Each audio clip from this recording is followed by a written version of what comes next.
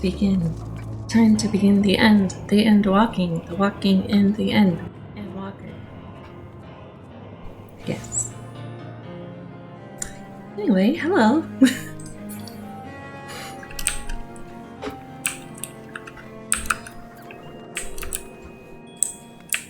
We are in our favorite town of Mordana with the quest next ship to sail. Let's see. Let's go in here. Is this where we're gonna go? I don't even know. But we're just gonna go this way. We're gonna see what happens.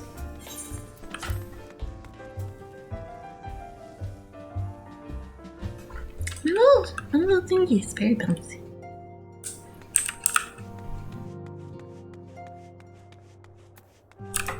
He. Alpha no. Take stock, Alpha no.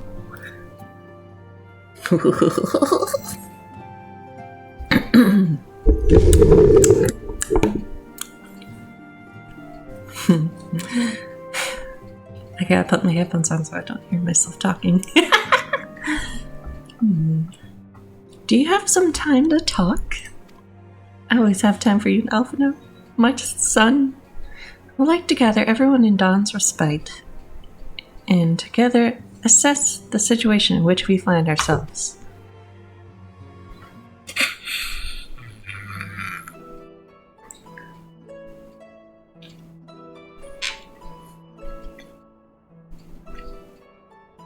Oh, whoops. Let's take stock of the facts, shall we? The crisis at hand began with the sudden appearance of ominous towers in a multitude of locations throughout the world. We have since learned that said structures were brought into being by an organization known as the Telefori. The Telefori's stated purpose is to recreate the final days of eons past, an apocalyptic event that would result in the destruction of all we hold dear. Already have these towers of theirs been the cause of untold suffering. Countless innocents kidnapped and imprisoned, their faith perverted for primal summonings. And unless we find a way to deal with the corruptive aura surrounding the spires, we can't even get close enough to rescue anyone. Those shielded with the blessing of light seem to be able to resist being tempered, at least. But after what happened to Ehrenwald and Fordola, we need to be very, very careful about how we proceed. Yet, while these threats close to home are of paramount concern, we mustn't lose sight of the situation in Garlemald. As you know, the Telefori are under the leadership of Van Daniel and one other delightful fellow, Xenos Yegalis, the crown prince and our dear friend. To date, he's reclaimed his old body, murdered Emperor Varys, and plunged Garlemald into an even deeper pit of chaos. The capital has probably seen the worst of it. For a good while there, it saw the bloodiest fighting in the War of Succession, but that has since changed, and in troubling ways.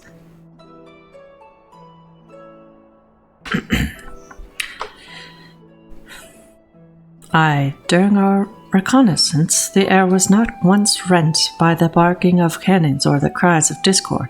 'Twas an eerie fog of silence which did blanket that ruined city. The inhabitants appeared to have been tempered, and with nary a word spoken did they labor to transform the palace into a soaring edifice born of nightmares. The nightmare edifice. If they were indeed made thralls, it seems safe to assume that these events, too, were orchestrated by the Telefori.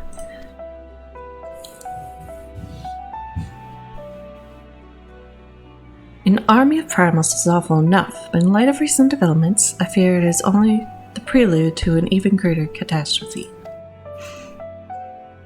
We need to devise a means to counter this threat, and quickly, before our allies are overwhelmed.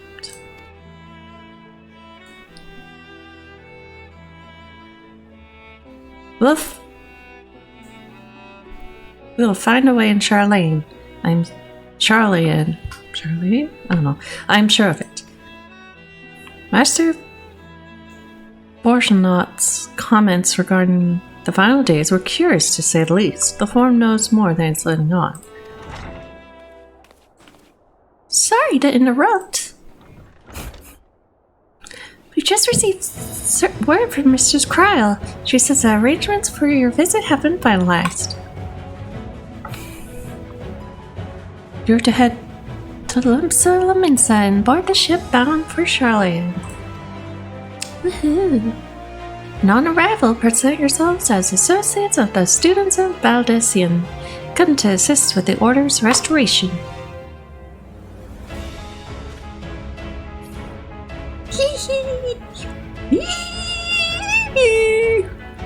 The arrangements may be still but of your thoughts. They must race at the prospect of returning home after so long. Oh, my headphones. I'm eager to see it, of course. Of course. We should set off at once. Let's go, guys. Let's go, boys and girls. Then I'll accompany you to the docks. You need at least one person there to wave and cry and wish you a safe journey.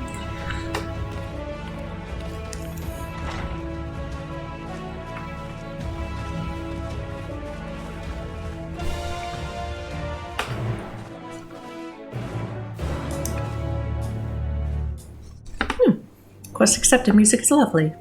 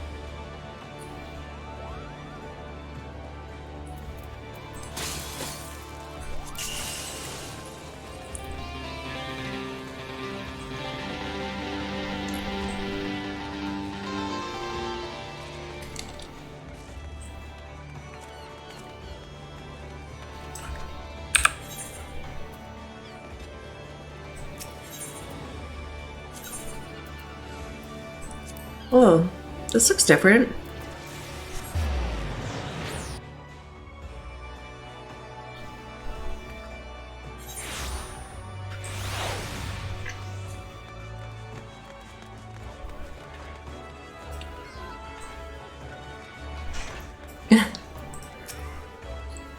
Everyone's here, which is good, because I've already paid for your passage and the fee is non-refundable. The ship for Charlene should be pulling into port soon, so please follow me and have all your luggage close at hand. I'm ready.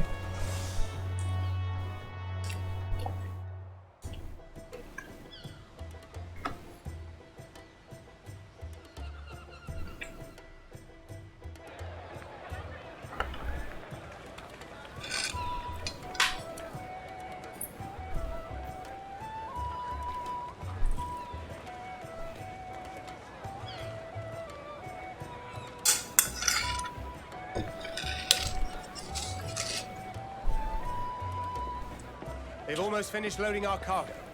We should be ready to depart right on schedule, or so I'm told. Excellent.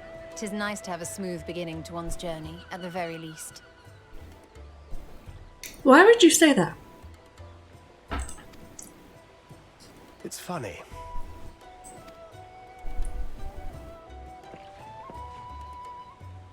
Master Louis Soir came here on a ship very much like this one.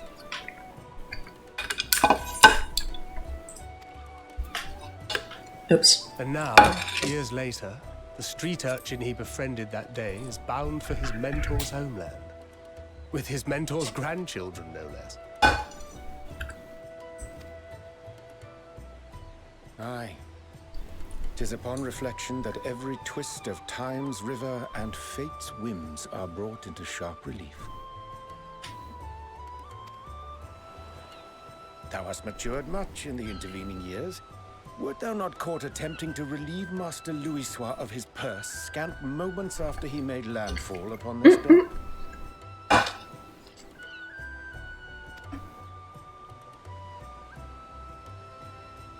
Oh, really? Now that's a tale I'd like to hear. Way to call him out.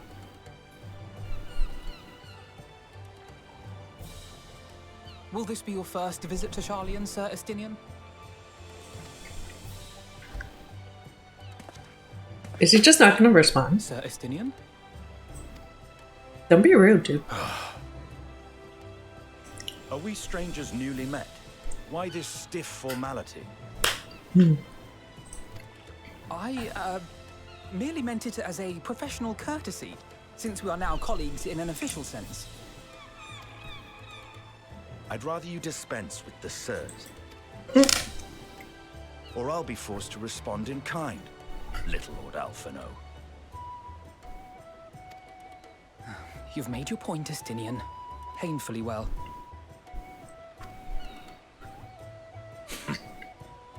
Better. I'm so sorry if you guys can hear me eating.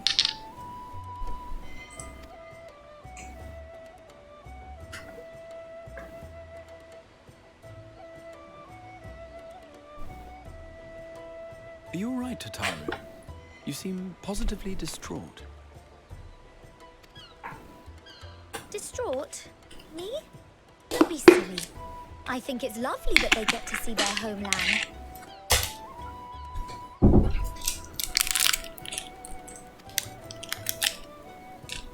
It's just, we're trying to thwart the schemes of an army hellbent on destroying the world. What else is new, Tataru?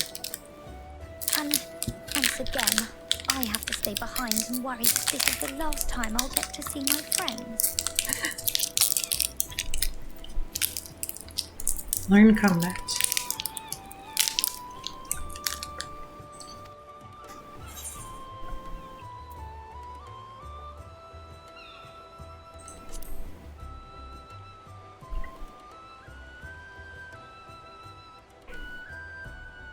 I'll hold you to that. Uh-oh. Ah, good. You're still here.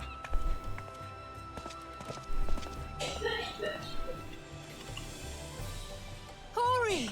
Coulternay! What brings you all this way? We're to assist the Maelstrom and the Kobolds with a lunar primal operation, so we thought we'd see you off before heading to the tower. Flamine and the others wish you all a safe journey, and promise that they'll look after things here until you return.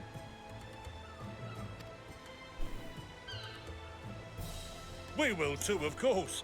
Aye, we your fellow Scions of the Seventh Dawn will do our part to ensure the end of the world won't happen on our watch.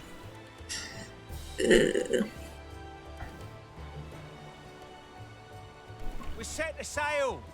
All aboard for Charlian!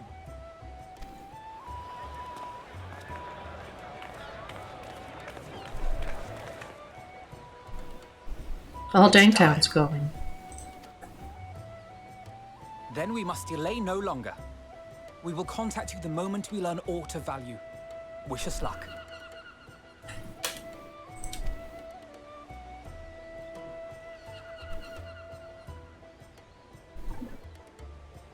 Excuse me. Have a safe journey, and please, please, be careful.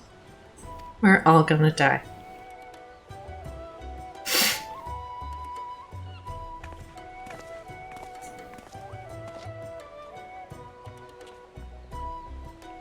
I think it...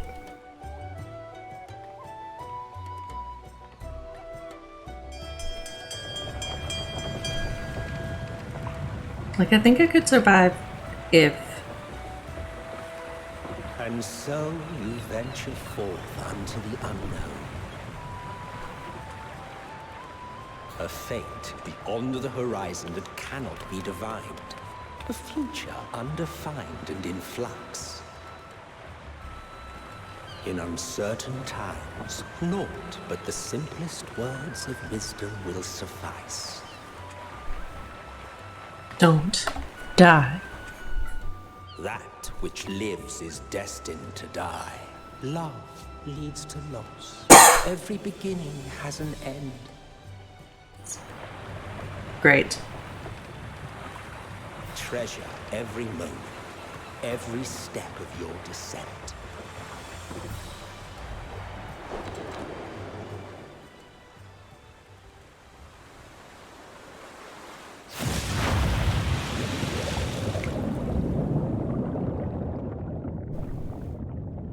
And there, in the depths where souls and stars rest, find your truth. In space? In heaven?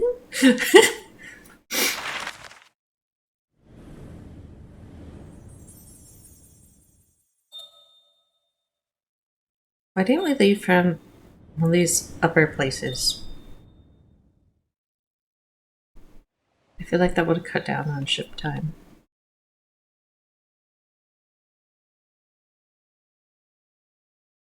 That person name was cliche protagonist.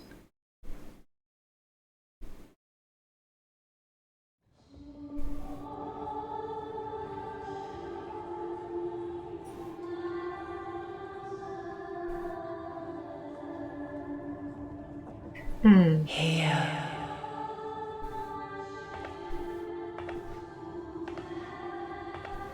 Feel.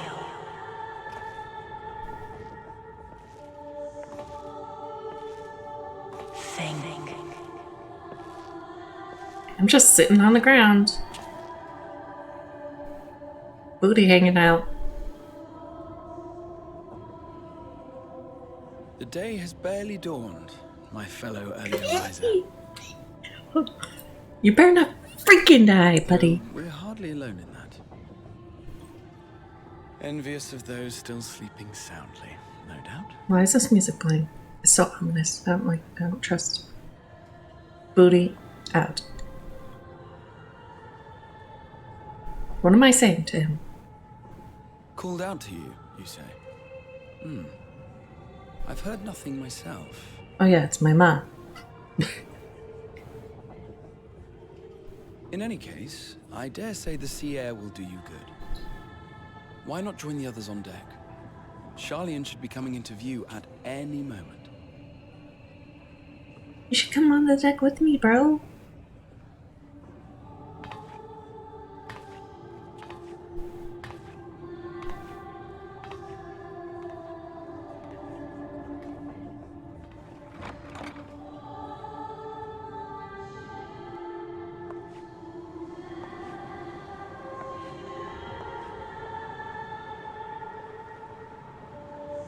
Those are some tall freaking doors.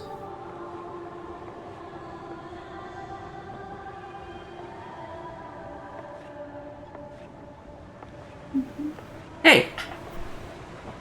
Titanic?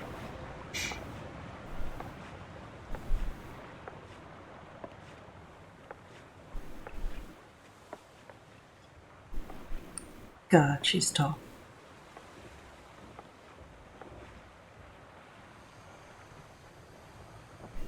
My voice yet reaches you. I am glad. Heidelin? Hear, feel, think. Crystal Mom. And thus do we meet face to face at last. My warrior of light, guided by the crystal.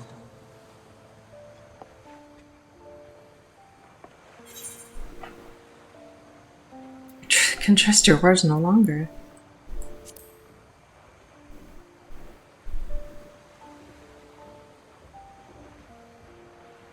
After your sojourn in the First, I believe you have your answer. You have gained an understanding of what I truly am, what Heidelin has always been, a primal,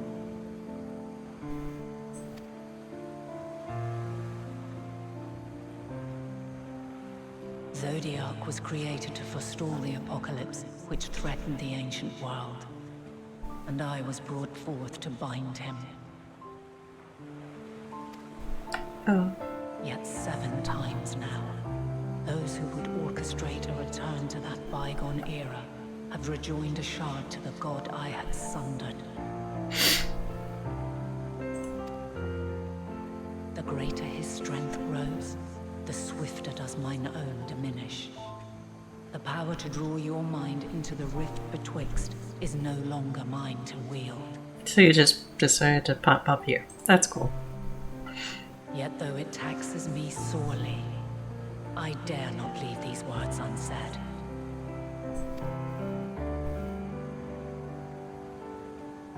Even bereft of my guidance, you and your companions have accepted the burden of this star's troubled past. A conjunction has begun to form, an intertwining of your time and mine.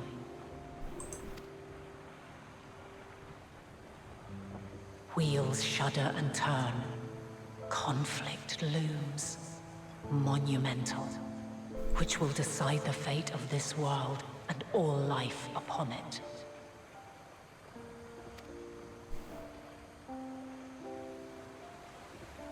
When you truly understand what is at stake, and your journey has prepared you to surmount the insurmountable, then shall I honor the promise made in another time, another age.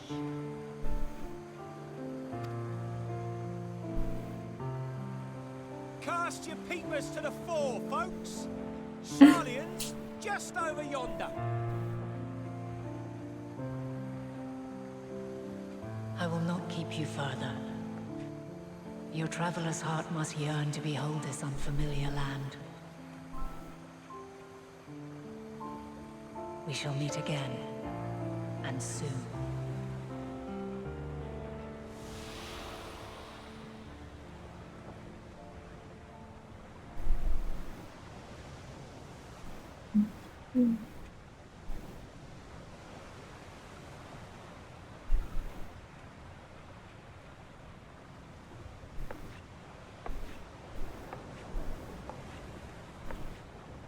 Good morning, children. Oh, what a fine morning. Oh, still a bit stiff though. You were literally sleeping while sitting. And a good morning to you too. Taking a look at the island already? Then let's go. Let's go. Might still be room in the prow if we're lucky.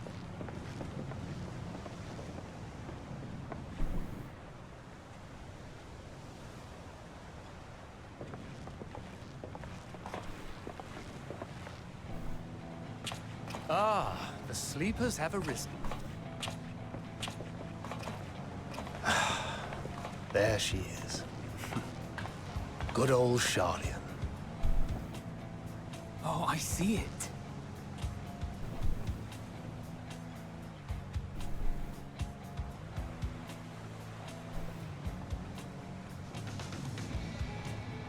Home. Home at last. Well, maybe not in Father's eyes, but we'll manage on our own, if we must. You do know you're not alone in this, don't you? Indeed, 'tis as Sir Estinian said. Forget not the comrades who boarded this ship at your side, I prithee.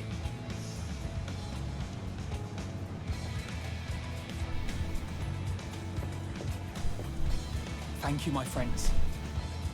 We are ever grateful for your steadfast support.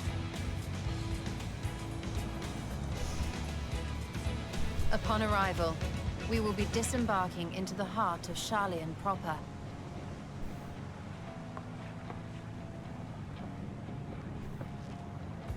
There is no greater concentration of wisdom in all the world. I am confident that somewhere within that center of knowledge and learning, we will find the answers we seek.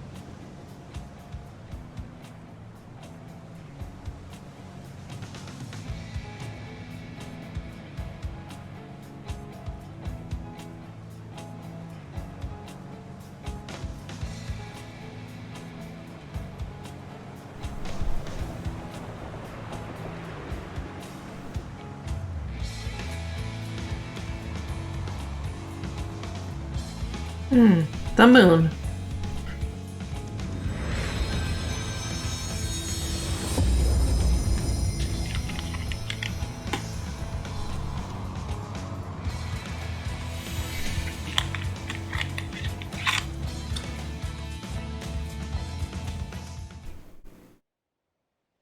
Sharlian, the solitary island nation of the northern seas. Where under the watchful gaze of Thaliak, patron deity of scholars, academics hoard all manner of knowledge and secrets. Once, they deigned to accept foreign students into a distant colony maintained in the Dravanian hinterlands. How swiftly they abandoned it once the first Garlean boot set hostile foot on Alamegan soil.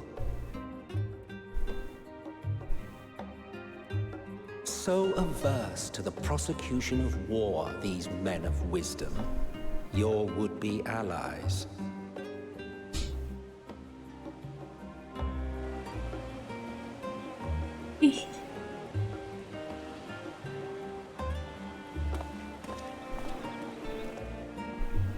I thought they'd never let us off the ship. What's next then? Entry applications? Hopefully they find no cause to deny us.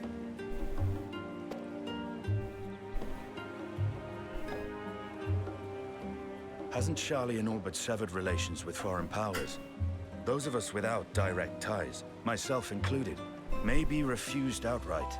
Oh, that's very sweet, Lord Striker. Have fun with your friends. And hello. 'Tis true that, as a nation, Sharlian only forms trade agreements with a select few neutral countries.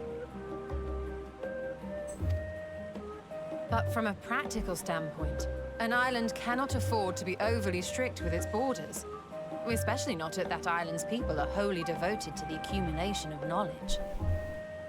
If one submits the proper paperwork, with satisfactory evidence of identity and intent, then foreigners may be granted entry. May.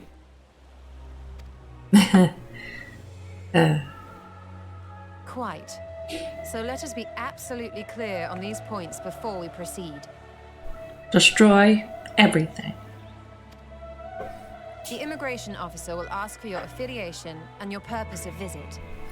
Considering Sharlian's views on intervention, I strongly suggest we avoid any mention of the Scions.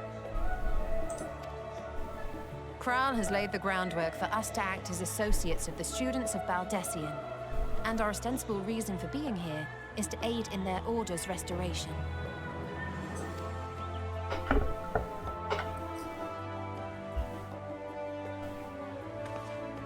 Grahatir, it might expedite our progress should an actual student be seen at the head of our little group. Would you mind leading the way? Of course. The immigration officers were this way, as I recall. Shall we?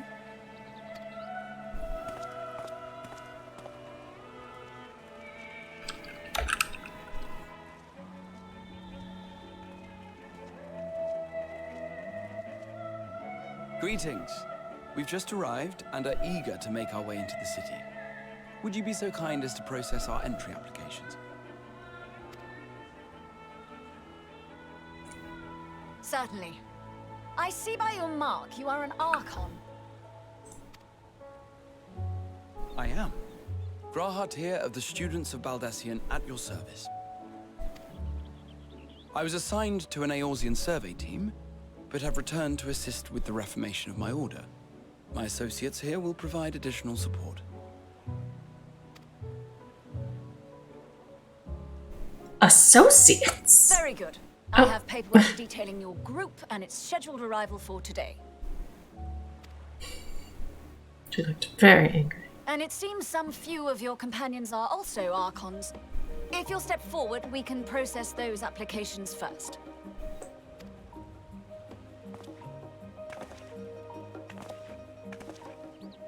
Ishtola rule.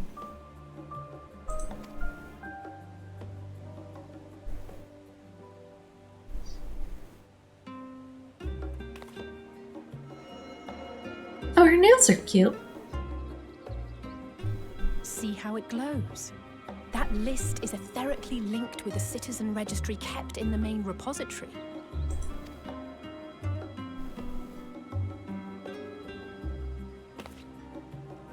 I've confirmed your status as Archons and amended your travel records accordingly. Welcome home. Now, who do we have here?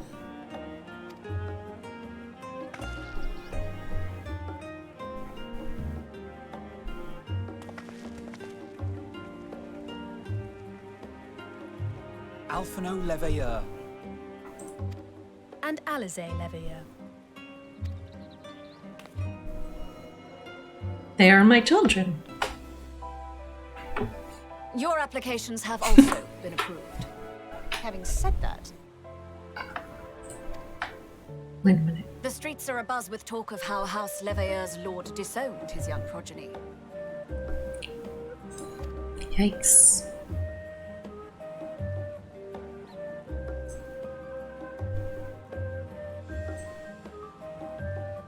And while such personal circumstances constitute no reason to deny you entry, I urge you to avoid exacerbating your present situation. Times are quite troubled enough already. We shall keep that in mind.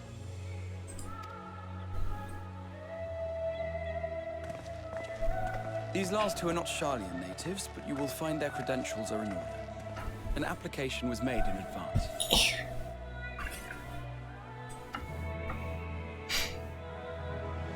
What's up? We dumb as heck.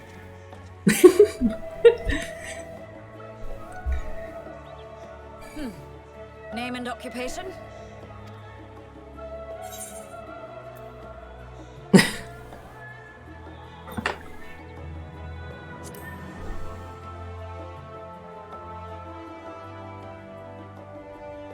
An adventurer. Well, I suppose that is considered a valid calling in your native Eorzea, and it does indeed match the profile provided. You may enter. And you, sir? Estinian Valino, formerly of the Order of the Knights Dragoon in Ishgard. Formally, at least. And what, pray tell, is your profession now? Dad.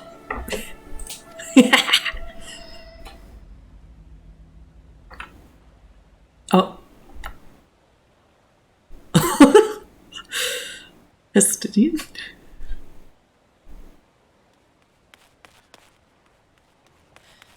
If you'll allow me. Cryo. You ran so far.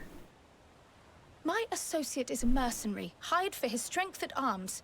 Surely you are aware of the dangers we often face on our forays into the wilderness. Mistress Baldessian, if you insist on sponsoring his entry, then so be it. But while I appreciate that desperate times call for desperate measures, I find your choice of company concerning. Be advised that even a single misstep may have severe repercussions for your organization. I have every confidence in my chosen company, dear and trusted comrades that they are. But I thank you for your concern.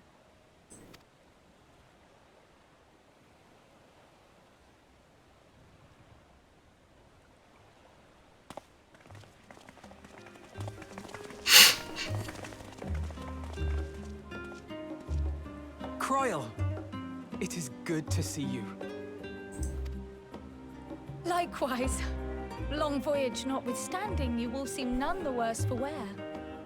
There is much to discuss, but this is hardly the place. Let's be on our way, shall we?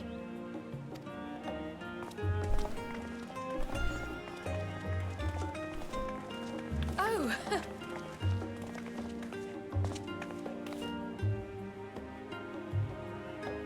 Welcome, friends, to Charlian. As your mercenary, I should hope my welcome includes a generous salary.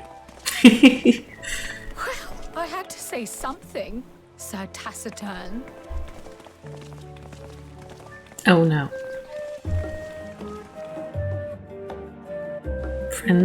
Friendship? Hello, fellow people who have just spawned into. Oh my gosh, they're multiplying. Light years. I'm glad I spotted your ship coming into port. The officers are born bureaucrats and sticklers for detail. In any case, you may relax and take a moment to get your land legs back. Oh, message deleted.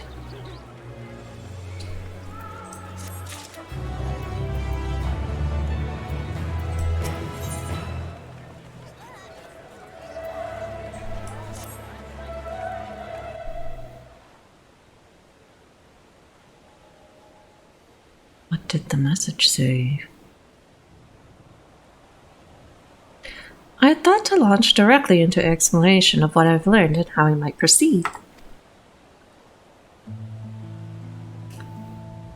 But this is Aoki and Estinian's first time in Charlian, and for the rest of you, a homecoming that was long overdue. You must have places you wish to visit and people you're dying to see.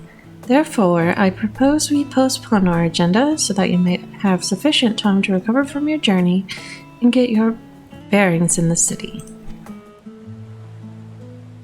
Once you've settled in, we can reconvene at the Baldessian Annex. How does that sound?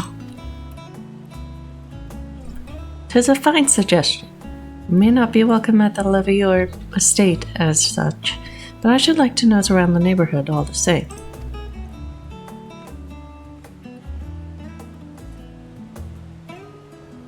I am equally untethered, as it were. There is no particular place that my kin call home. Still, I would not pass up the opportunity to reacquaint myself with the city. Likewise, a quick tour of our old haunts might even yield some useful gossip. The annex was west of the Aetherite Plaza, wasn't it? I shall join you there anon. Yes, we'll see you there.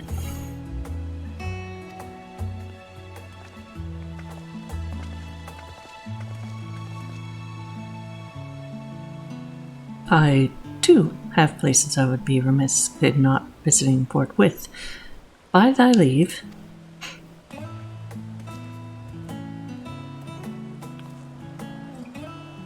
What of you, Estinian? My service as a guide of yours for the asking. Are yours for the asking. No, that won't be necessary. Until we reconvene, I prefer to wander as the wind takes me. That's very interesting. But I could... Oh.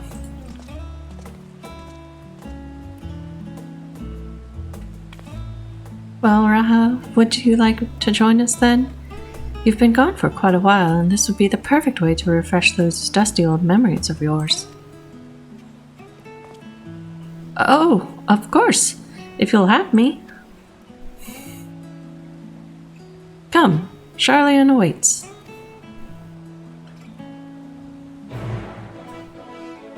Quest accepted. Explore this city. But first, let me open this.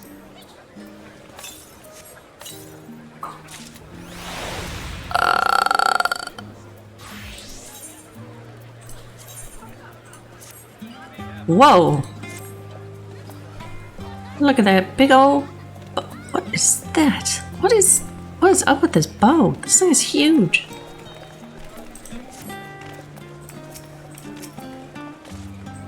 After you, my friend. I am more than content to follow your lead.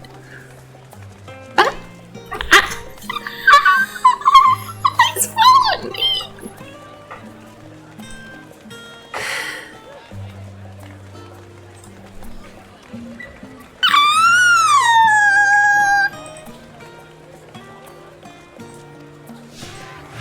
Oh!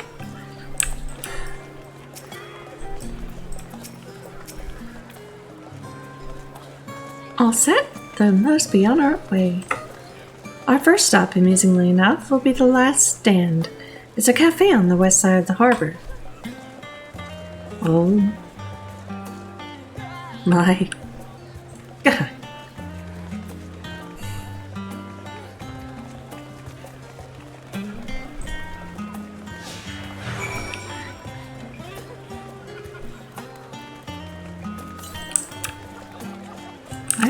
Why is there like a child? Guys, oh my goodness. You're following me around.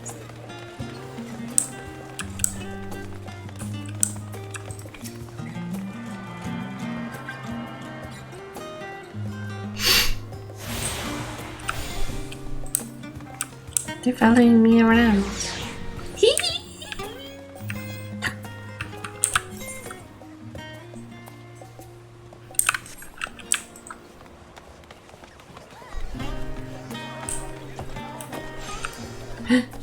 Talk to me, guys.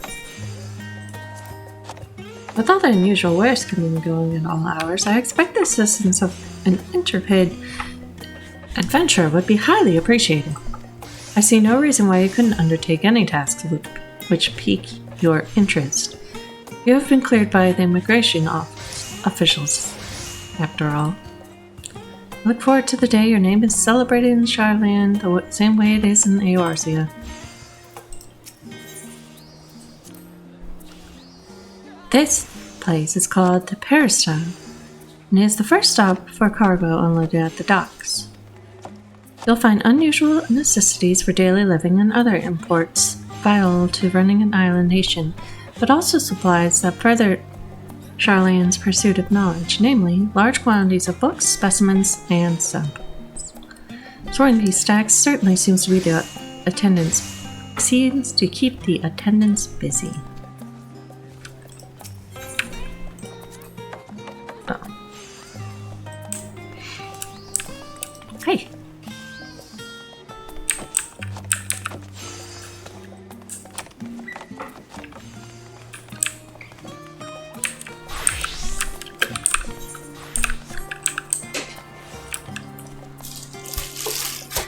What is this?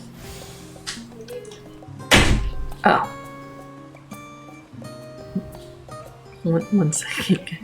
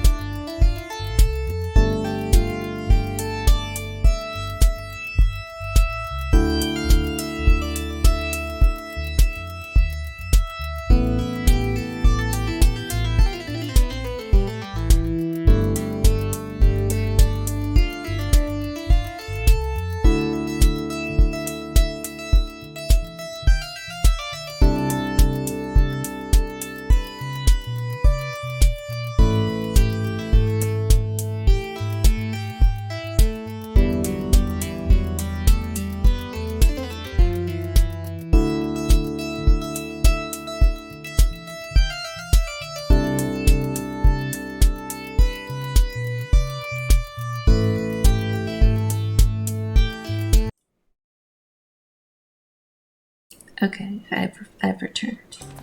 Had to do some So my cousin's Christmas gifts, kid.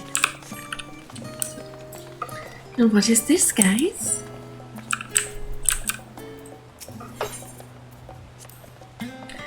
Now that is a sight one could hardly forget. The great statue of Thali. As a student of the Baldessian, I was usually quartered on the Isle of All, but I would gaze upon the scholar's wise features every time I returned by ship to the city. Don't part ways with me, never leave. This path leading out towards the sea is known as the Thaliac Stoa. I don't know if that's how you'd say that. So named for the statue of the scholar which stands at its end. As you know, the Charlian people prize the accumulation of wisdom above all else. Thus, when Thaliac was chosen as our patron deity, it was more a matter of pragmatism than belief, an alignment of principles, as it were. We may have honored him with a rather impressive sculpture, yes, but our faith is not so restrictive as that of, say, the Ishgardians. Individual Charlians can, and do, worship the divinities of their choosing.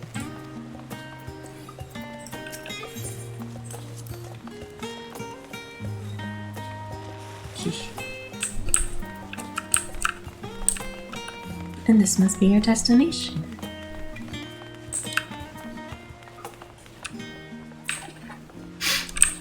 Alright, crowd, tell me.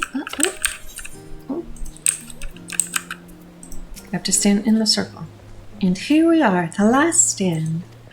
I may have mentioned this before, but although our research into nutrition and food preparation is quite extensive, the average Charlian tends to regard seasoning and flavor with a certain indifference. How can I put this? The food is, it's bland, as encapsulated by our infamous Archon loaf. The prevailing sentiment towards cuisine is dietary value first, and taste is a distant second. There was one pupil at the studium, however, who could stomach the school's insipid meals no longer, so he quit his lessons and poured all his savings in building a proper eatery. And so the last stand came to be. It is, as the name implies, the sole dedicated outpost of fine dining in Charlian, the one and only bastion of the culinary arts in an isle of otherwise mediocre fare. I seem to recall the burger being hailed as one of the more impressive items on the menu, not that I ever had the pleasure of eating one myself. Because you were a typical Charlian when it came to cheap and convenient raha, but surely Tataru has since taught you how to appreciate a well-prepared dish. We should all stop in when time permits and sample the cafe's delights. Shall we press on? The stairs to the side of the cafe there will take us up to the Aetheryte Plaza. Oh my gosh, it's so cute!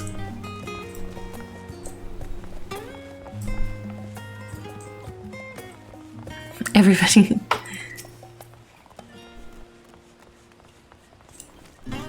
Oh, okay.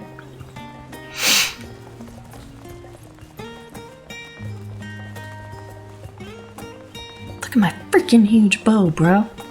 Freaking massive. I don't even understand how I'm holding this thing. It's bigger than me.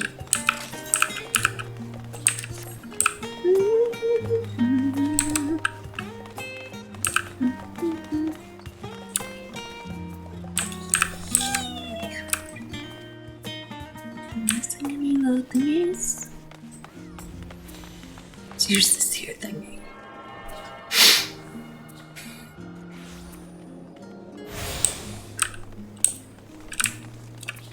Crowd, you stand so far away. An unusual shape, isn't it?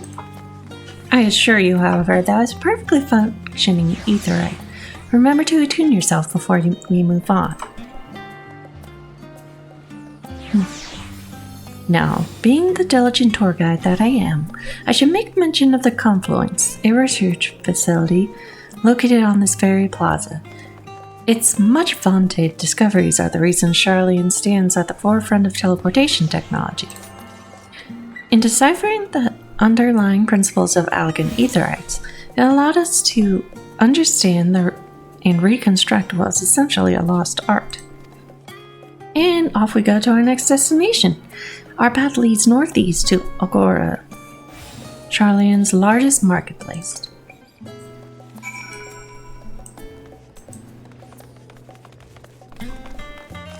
If you're afraid of it, do you have agoraphobia? Oh, discuss the confluence. Speaking of Aetherites, those teleportation fees do add up after a while, which was why I tended to rely on far cheaper ferry services. I was pleasantly surprised when Mistress Tataru informed me that the Scions are reimbursed for transportation costs as part of our duties, but I find old habits hard to break. That, and I'd rather not be bothered filling out the necessary paperwork. You're telling me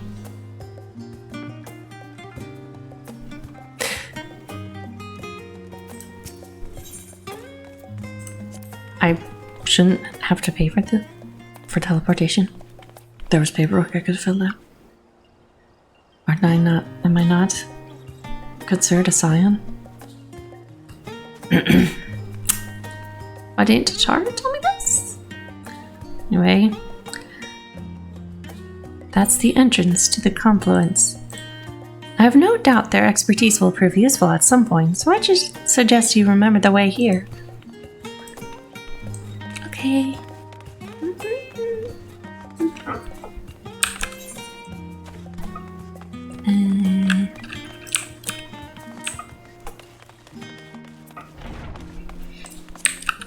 Oh, confluence.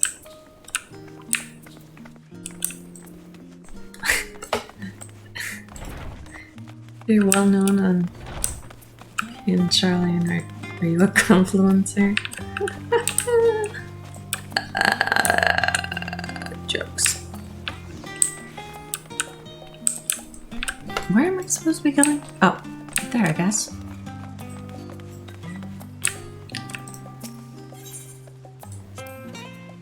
Do you mind if I browse the shelves for a moment? There might be some hidden gems I've yet to read. Only a moment? How optimistic. Feel free to browse all you like, but we won't wait around for you. Ah, perhaps I'll return here later then.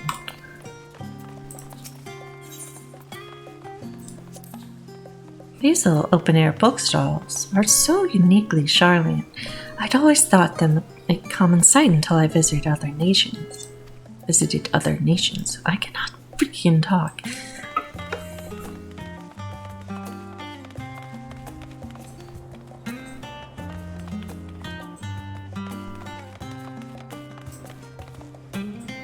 Kryl, come closer. Welcome to the Agora, where you can find wares made in Charlian, as well as a wide selection of imported goods. They also used to sell questionable prototypes from the various research institutes, but I think that practice has thankfully died out, for the most part. Otherwise, I can think of no better place to stock up on your next big adventure. Am I overselling it? On a more serious note, the next stop on our tour is one which has particular relevance to our ultimate purpose here.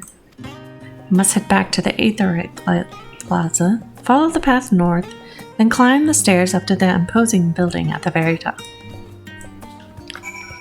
Oh my. Hello. What? How very... So, anyway.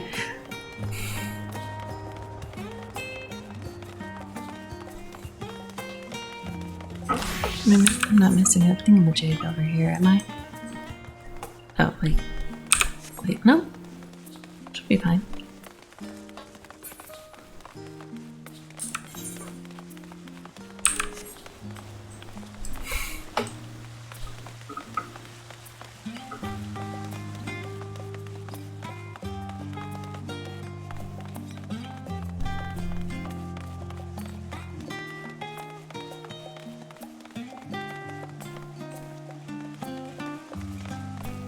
Lymphium?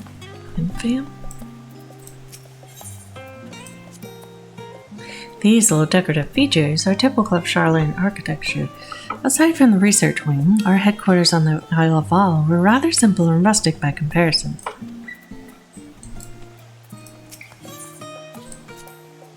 This is the Lymphium, an area dedicated to the blessings of water. For Charlians, water represents more than a life-sustaining liquid. It is a reminder of the great flood which precipitated the birth of our nation, as well as a symbol of knowledge which flows from Thaliac's divine ewer.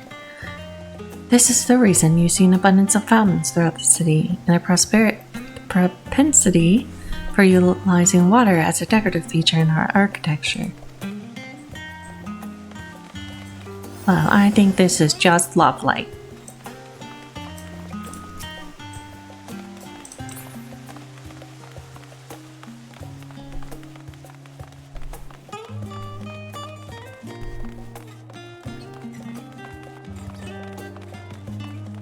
Let me get this etherite.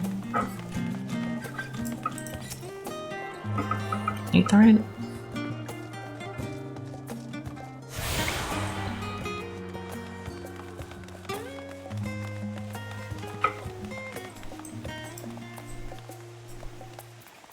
I'm begging you.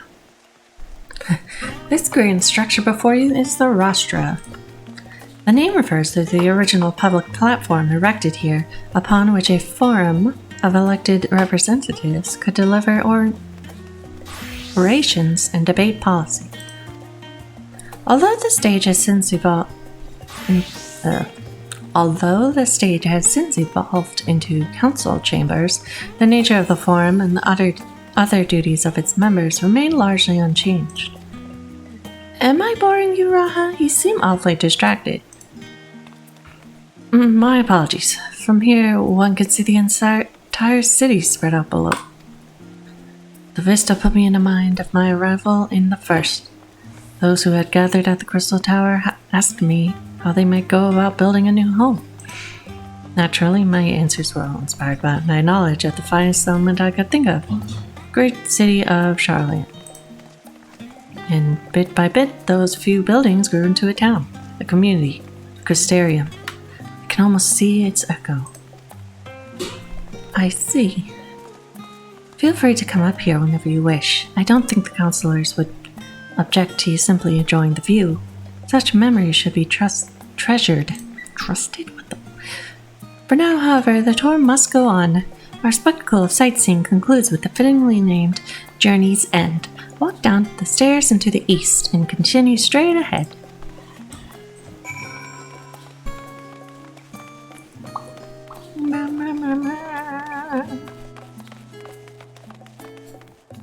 Wait, I'm already lost.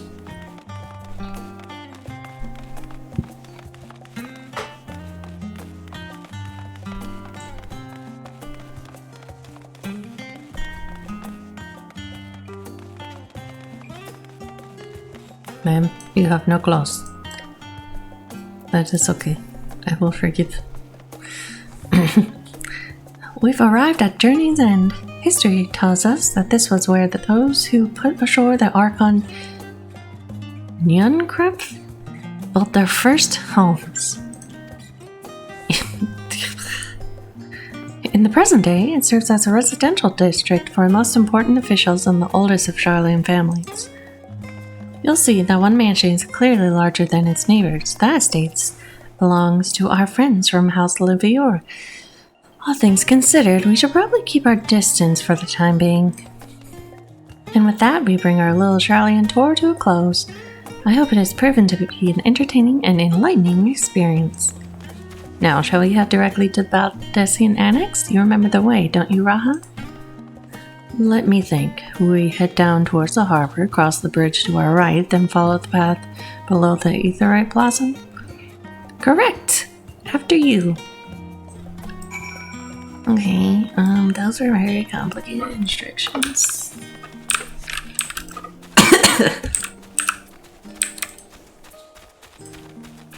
What?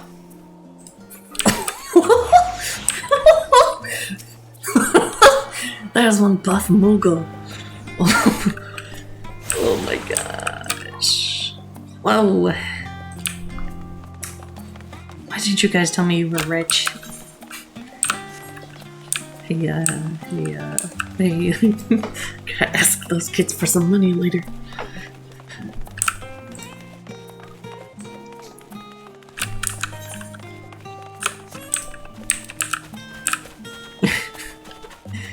Hey, Alvino, can I borrow some gil, bro? You guys, I know you're just so, but like, you still got money, right?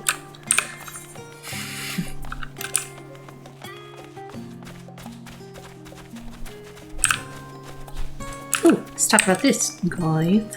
Hello, kitty cat. Meow, meow, meow, meow, meow. Excuse me. Right, we cross the bridge here, as I recall. Stick to the path and be careful not to end up back in the Aetherite Plaza. Charlian is full of educational and research institutions, but there are still professors who prefer to establish their own private practices. Not that I ever attended the exclusive schools that run in these residences. Perhaps the twins could tell you more about them.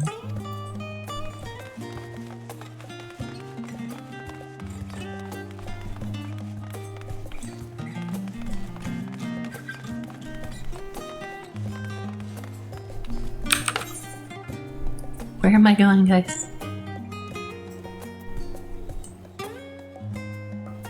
Okay, I see it.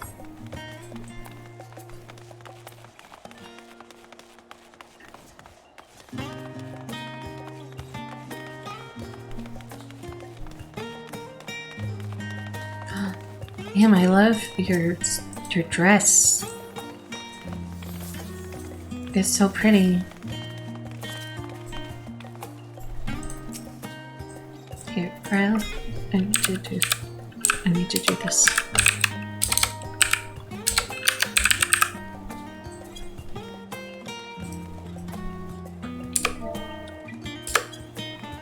Oh no. That I forgot a duck. Let me give you a hug, sir.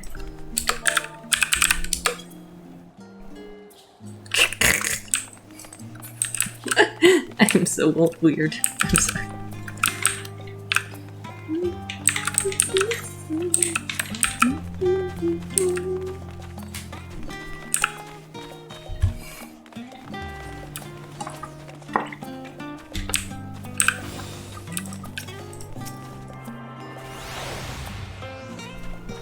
Me a tune. Cryo. There you are. As the joyous looks on Raha's face have undoubtedly informed you, this is the Valdesian Annex. If you continue up the hill, you arrive on the doorstep of Phenomenon, but I think we've explored enough for one day. We can take you there another time. Inside with you then.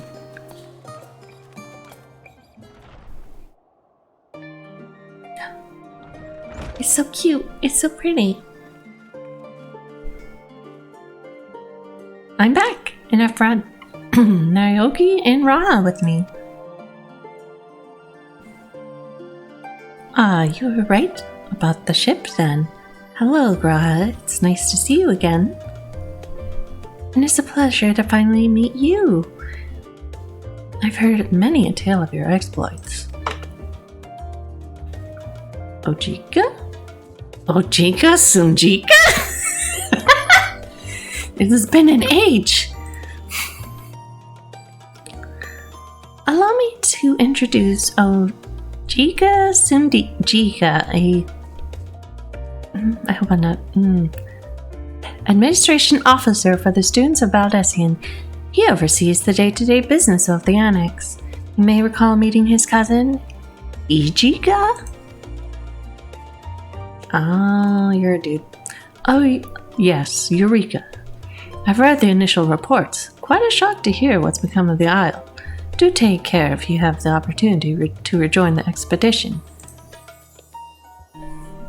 This place is like a second home for the students. The Isle of Val served as our main headquarters, of course, but we often had occasion to visit Charlian.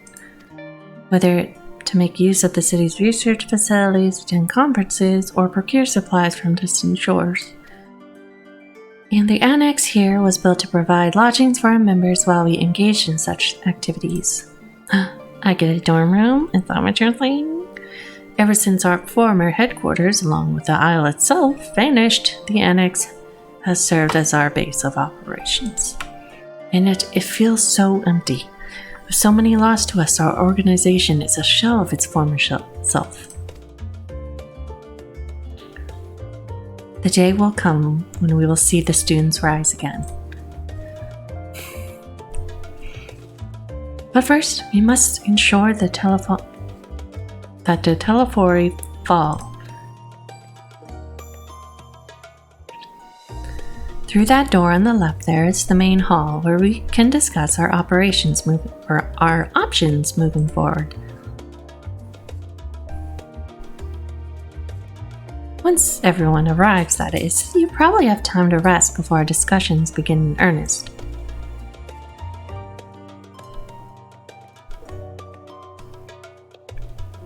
I've had private quarters prepared for you in the Andron, so please, feel free to make yourself at home. Ah, the nap rooms. Perfect for the afternoon doze. A cat nap, maybe? Oh, I didn't mean to give you the wrong impression. The chambers are quite well appointed. Far more than some cheap roadside inn, you may be assured.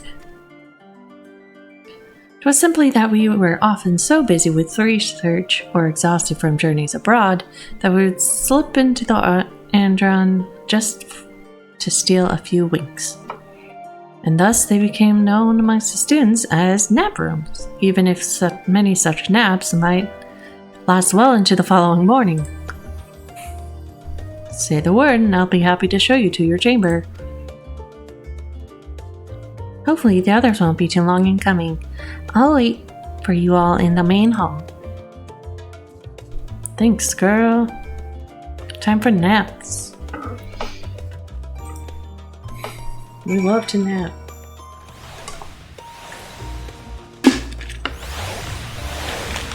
Holy crap, how am I gonna nap with everybody teleporting here?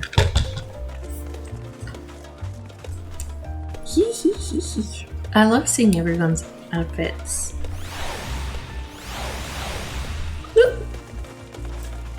Kind of shiver there.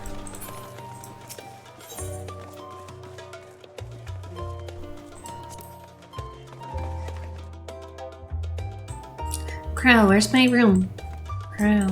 Crow, where's my room? I wanna know. I wanna see it. Show me my room. Oh! Yes.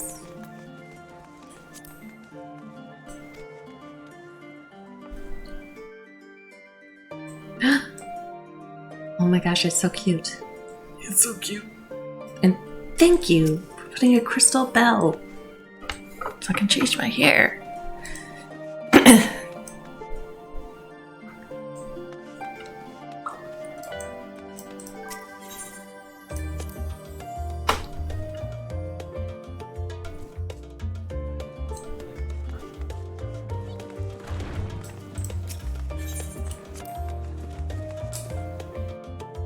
Oh, that was so weird. Scary face I made there. Feeling refreshed and alert? Our colleagues should be wandering in soon, so I suggest we stay here and wait for them to join us.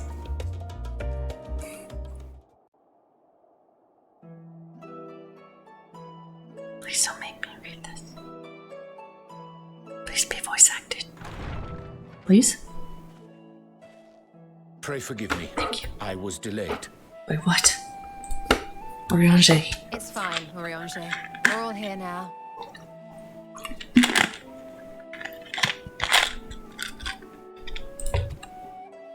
Let's get down to business then, shall we? Yes.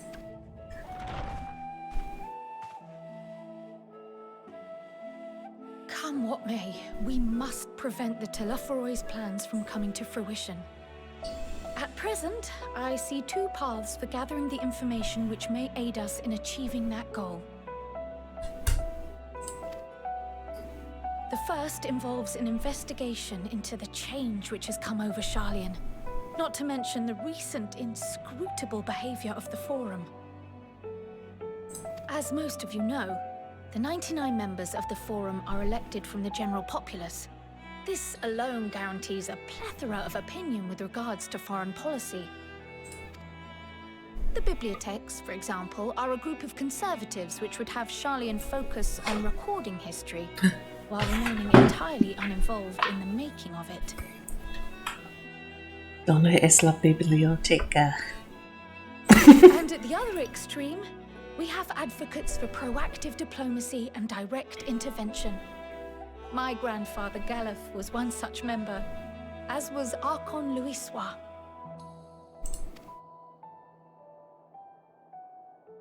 Yet despite our diverse factions and philosophies, the recent vote to deny Eorzea's request for assistance was unanimous. Could they be threatened? Even more concerning was the fact that many cited other, more pressing duties as justification for their recalcitrance. Recalcitrance. Fortuno's refusal in Gridania had those same undertones. 'Twas as if, having stared unblinking into the face of impending doom, he'd simply turned away to pursue something more important. But what could that possibly be? A mystery indeed, and one which I ask for your help to solve. Our future may depend on it. As for our second potential path, it concerns a request made directly to the students of Baldessian. Oh no. Please hurry this up, I must use the Our restroom. organization was founded primarily to study strange and unexplained phenomena the world over. Mysterious relics and ruins, arcane disturbances, and so forth. Compared to our more isolationist Sharlayan colleagues, we have strong connections overseas, namely with scholars and academics who share our passion for the unknown. Ancient Dwemer Cube? No. The request in question comes from one such acquaintance, Nadana, an alchemist residing in distant Thavnair. Her missive describes the sudden appearance of a tower and the subsequent summoning of what I can only assume is a lunar primal.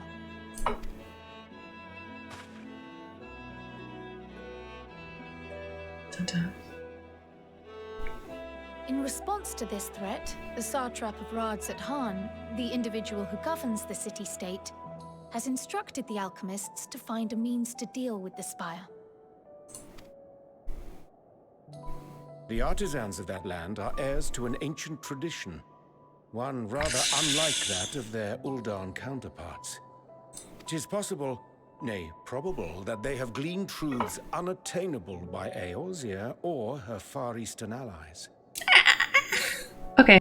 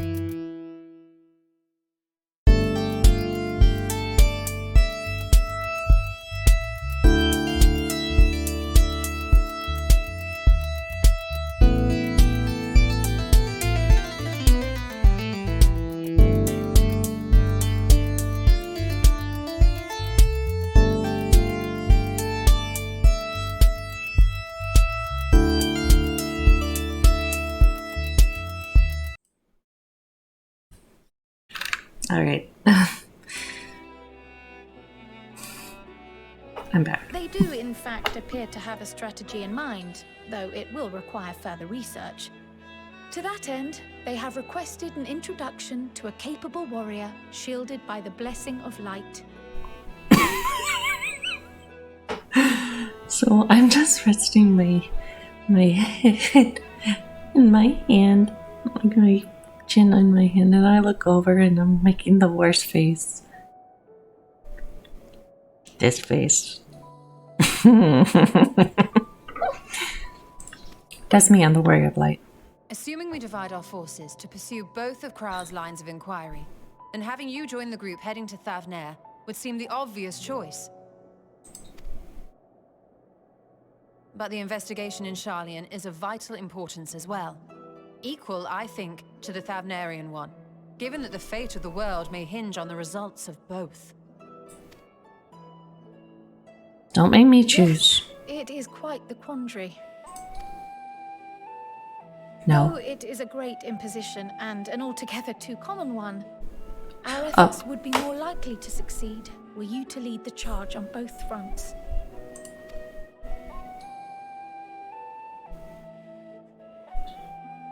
You are indeed our champion. As to which task to tackle first, we will defer to your decision. Let us next decide how everyone else might best be assigned. As for myself, I shall continue what I've begun in Sharlayan.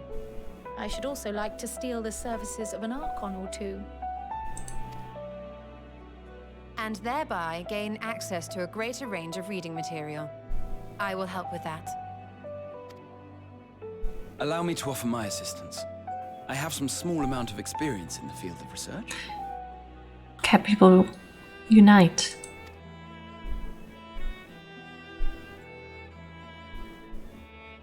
Alice and I would also like to help, if you would have us. Anything to understand even a fraction of what our father and the Forum might be thinking. Of course, the more the merrier. Right. The rest of us will make the journey to Thavnair.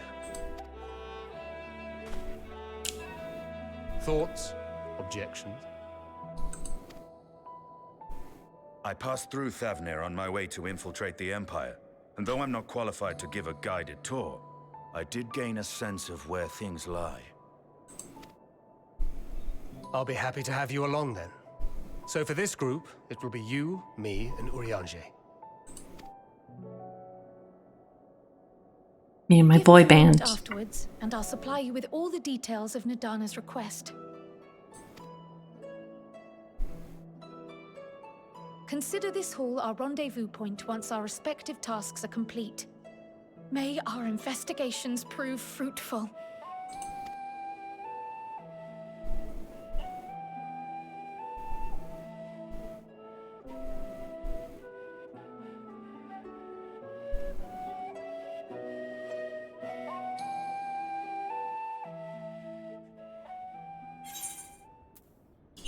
Ooh, chest gear.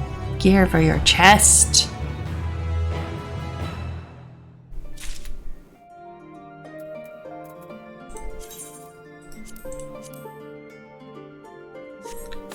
What?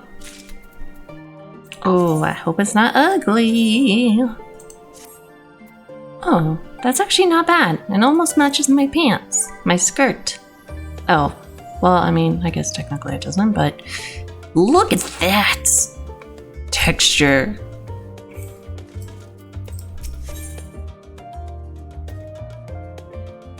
Wait, I guess it doesn't really matter. I want to go with a boy band first. See you later, nerds.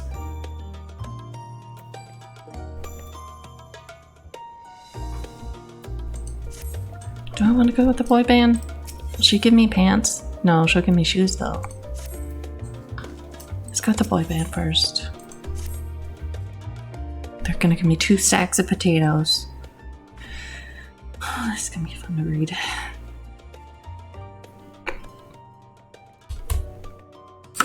Oh shoot! Having been to Thavnair before, I can travel by Aetheryte, but what of the rest of you? Another sea voyage would waste time we do not have. Krell was of the same mind, and has already secured the aid of the good folk of the Confluence.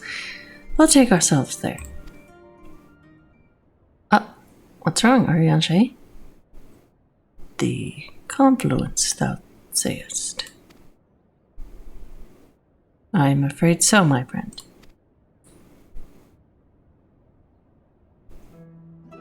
Tell me, what's the beef? Thou wilt recall the hunt for Iceheart, to whose sanctuary we delivered thee, owing to the knowledge of our comrade Moonbrida. Moonbrida was an authority on etherology, a field of study she did embark upon in pursuit of her parents' example. Both are authorities in their own right, and both are researchers at the Confluence. Oh no. Haven't you gone to see them yet? Nah. I attempted to do so earlier, but to my shame, my courage failed me at the last. As it hath met the many times I thought to reach out to them after sending that fateful letter. Neither time nor introspection have revealed unto me the words I should speak, and thus have I kept my silence. Whether you come with us or no is your choice and yours alone. If it is too difficult, we'll manage. Thou art kind to say so, but I have no intention of forsaking our cause. I shall go to the Confluence, and I shall face that which hath long been overdue. If it's settled, then let us be off. When we arrive, we shall look for a researcher named Kate.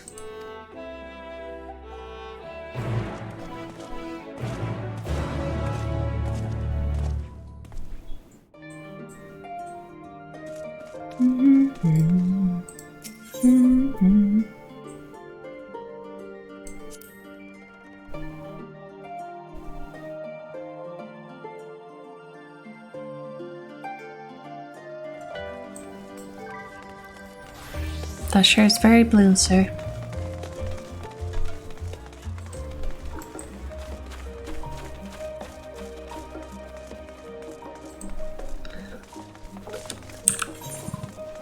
Oh gosh, excuse me.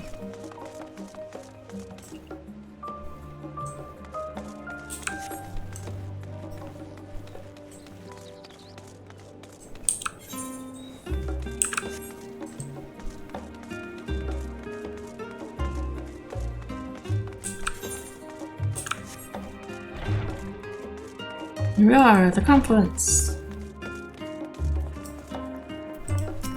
Oh dear. Oh, you look like a wreck. Why'd you guys choose this color green? Well now, this is rather a lot of stern faces. Are my library books overdue again? Not to our knowledge. We're associates of Krell of the students of Valdesian. We seek passage to Thavnir.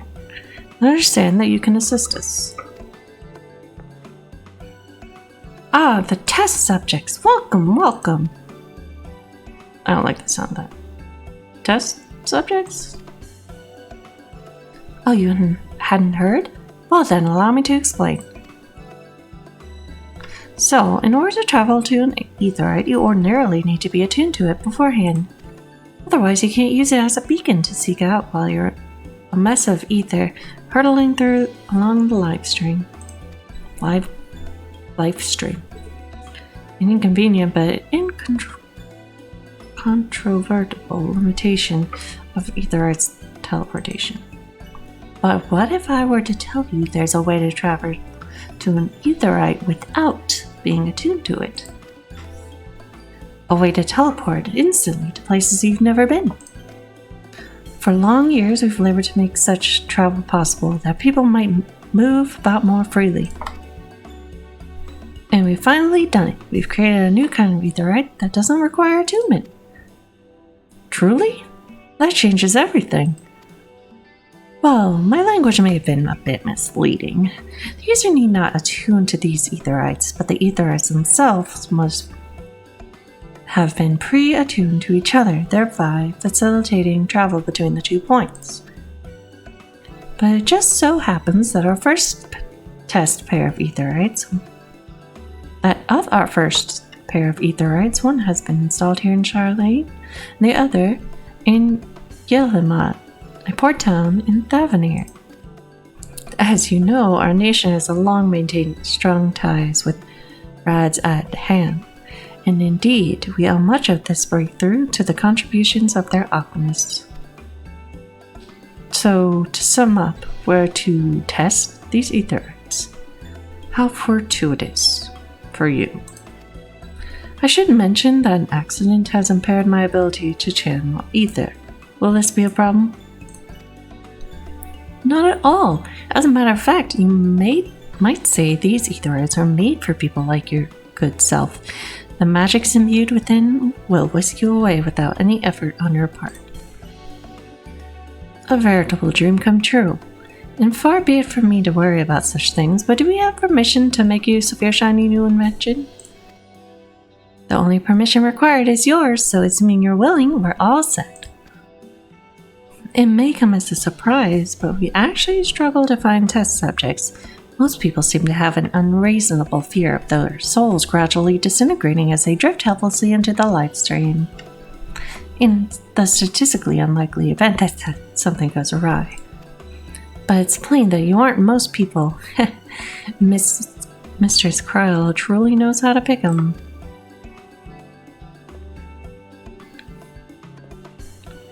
If I may change the subject, are Master Wilson and Mistress Beloida not present today? Oh, you didn't hear? They recently resigned their posts. Their expertise was needed elsewhere. A large-scale project helmed by the firm itself, as I understand.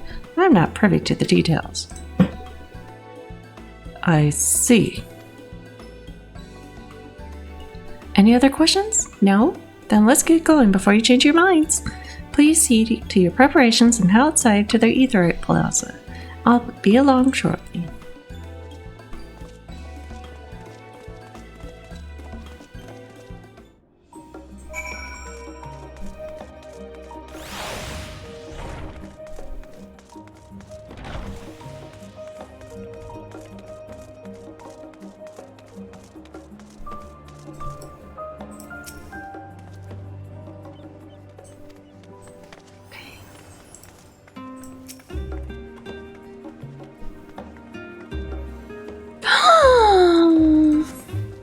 That was a kitty cat.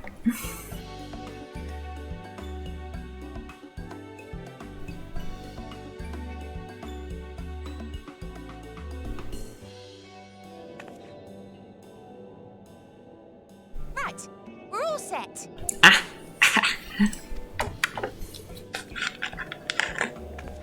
Just the 4 of you, was it? 3. I'm already attuned to the crystal in Thavnir. You are? Oh. I would have preferred more test subjects. Oh, well, never mind. If our 3 travelers could line up here, please.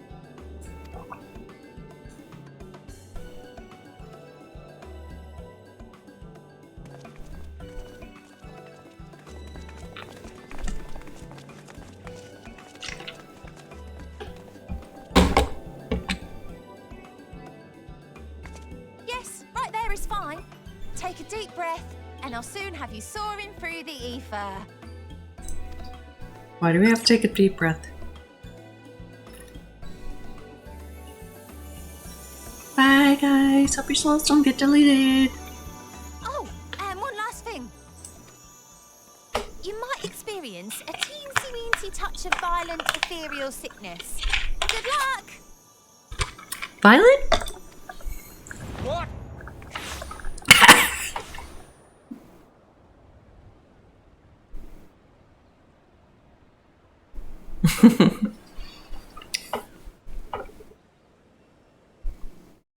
Teensy bitsy bit of violent. Oh boy.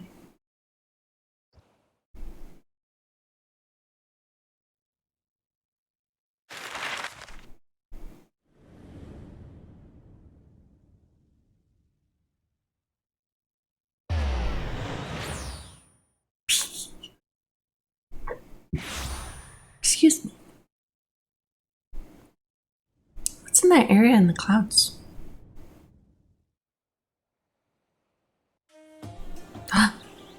Thavnir, home to city-state Rads at Han. Rising from the southeast waters of the Bounty, this Isle of Plenty served as the battleground for a conflict between two peoples. Their cultures bled into one another until a unique amalgamation was distilled from the chaos, in a process not unlike their precious alchemy. Once solidified as a single nation, an adamant stance of neutrality would hold invaders at bay for a time.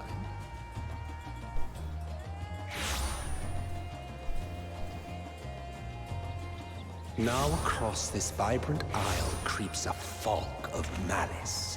What choice do you have? I'm gonna throw. Oh, yep. Me and Thancred down for the count. It stands like you guys. What chance?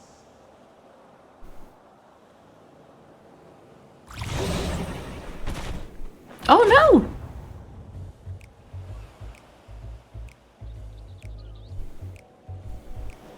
Against such an insidious foe. The Aetherite sickness?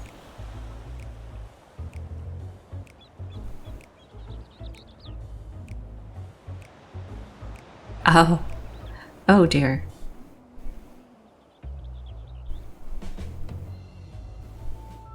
Oh, you're looking rough, guys.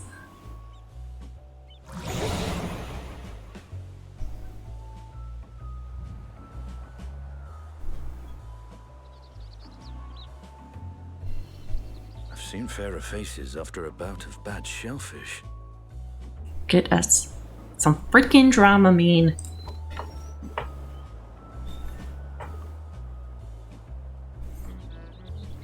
Let me bring you something to drink.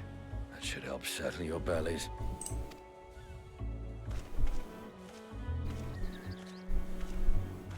Don't get lost, Justinian, please. There was a note with Kryle's instructions. Man spreading.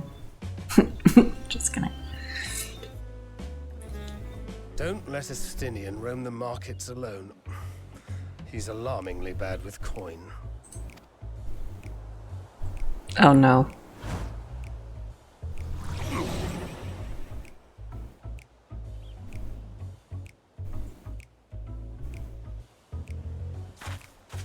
I am filled with determination to save us money.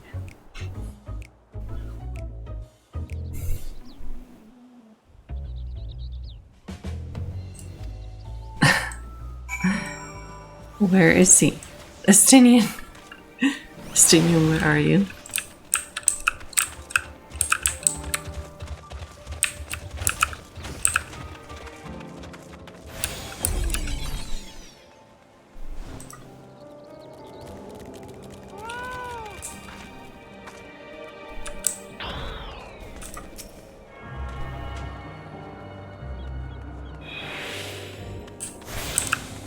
Estinian, don't you buy anything.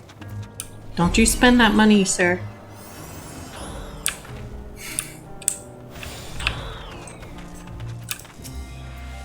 You there, I need 3 drinks. Something that helps with ether sickness. By the men, you see a traveler. Greetings. Greetings and welcome. You are wise, good sir, to come to me. My special Amralasi, made with only the finest and freshest ingredients, is farmed for calming unruly bellies. By the way of a warm welcome to Thavnir, I'm pleased to offer it to you for the low price of 19,800 gil. Not for 1, not 2, but 3 bottles. I'll bargain amongst bargains. Don't you do it, Estinian. The price is high road robbery, and you want to say as much to Estinian, but you realize any words of warning you cry out would be accompanied by your last meal. You must stand before Estinian, and using the gestures deny that the deal is fair. Estinian?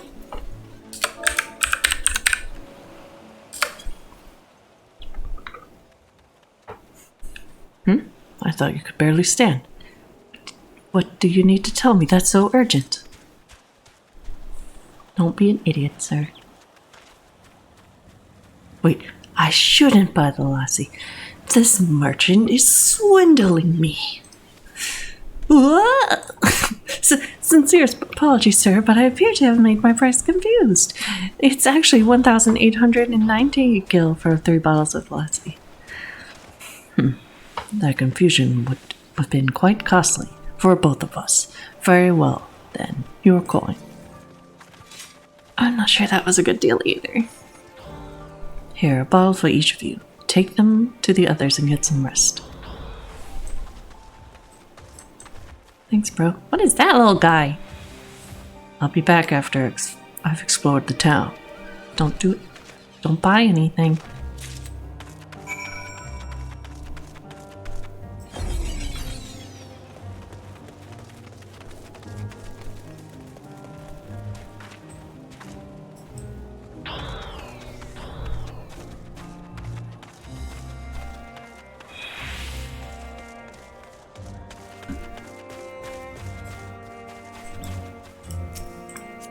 Sir, your chicken is in the way.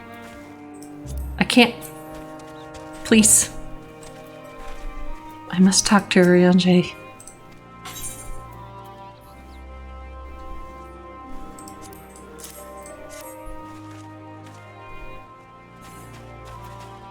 Praise be to the 12th.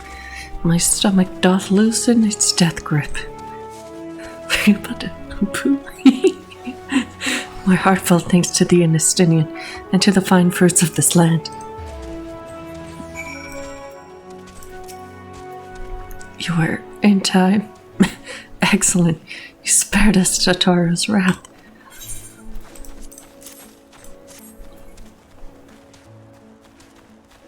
Sweet, sweet release. If you haven't already, you should have yours too.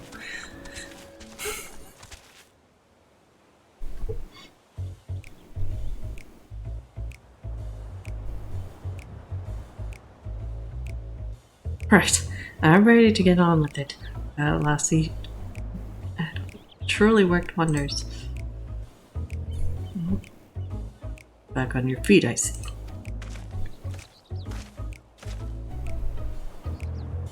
The hair!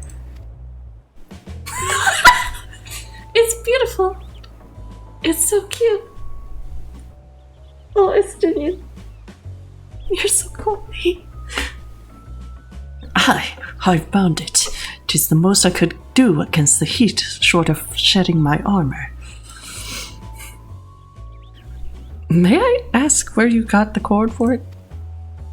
A local vendor. The man said it was Thavnarian weave, tough and not easily unraveled. Oh no. And how much did it cost? 9,400 gil. A steal, I was told. 'Tis nothing fancy, but I've always valued function over form. That's incredible! I dare say not even Alphano could hold a candle to you.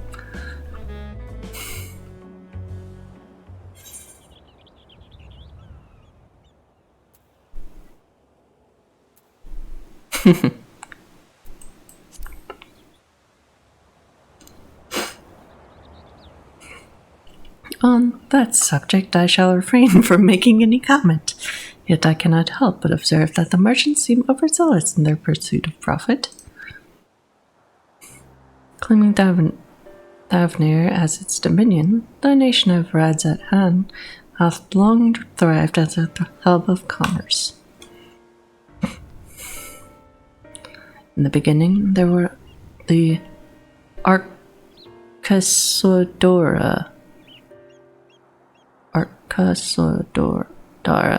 a Matanja tribe indigenous to this land, the elephants.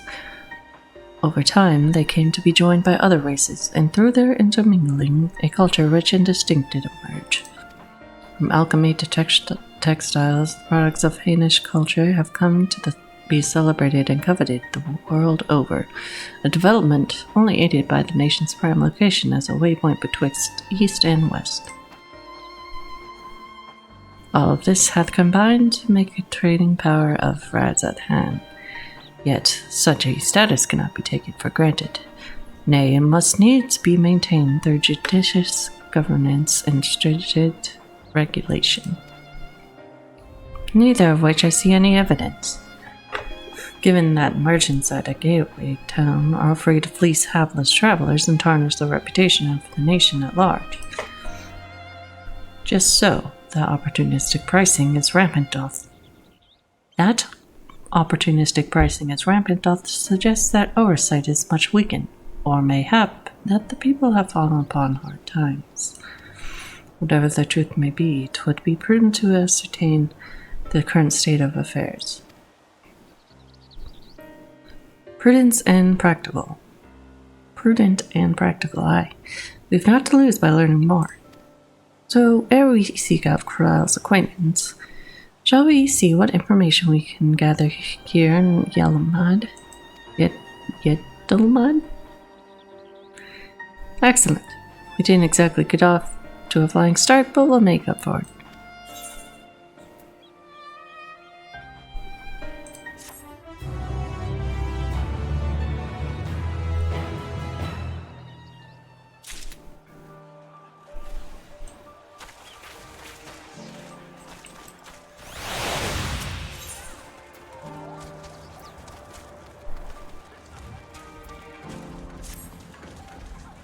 Right, let us blow up and make inquiries in town. The pier is yours. Once we have learned what we can, regroup by the ether, off-putting though the mere sight of it may be.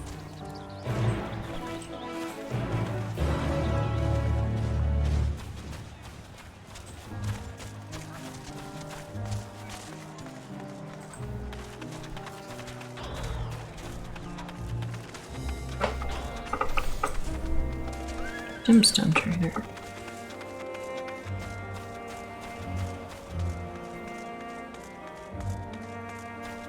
It's very pretty here.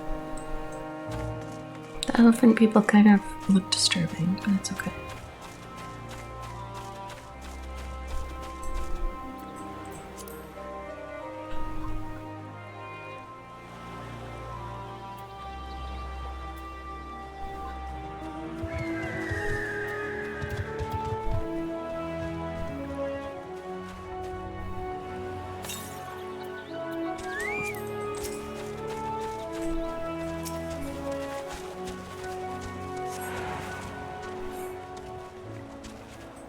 Uh-oh.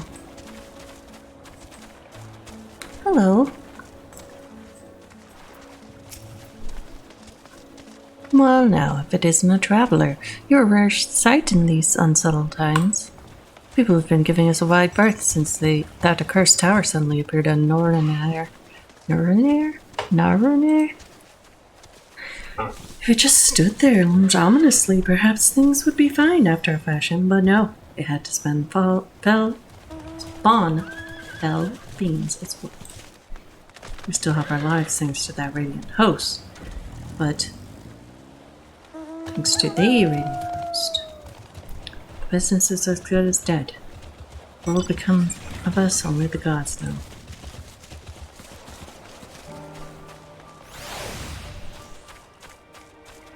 You are sitting upon an orb.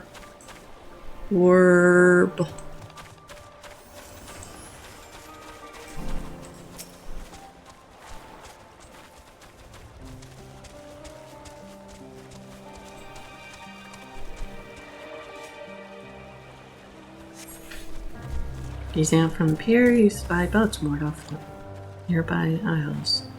The silhouettes of larger seafaring vessels further away. Compared to the other ports we have visited in the past, there appears to be very little activity. They're just there.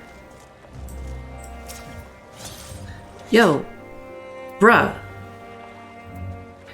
What am I doing? Oh, recording my sales. Still do it daily out of habit, though I don't know why I bother. Hardly sell anything these days. Business has never been this terrible, but I suppose things could have been worse.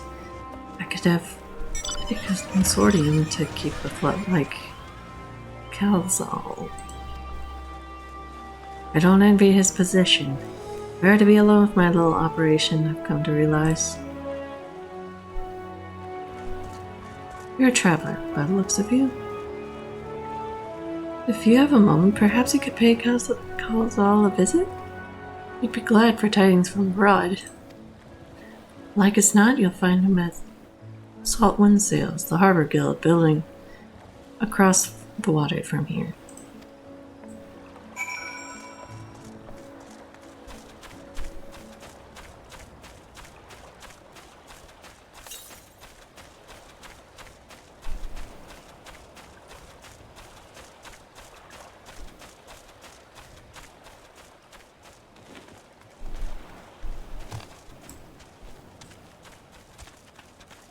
Oh.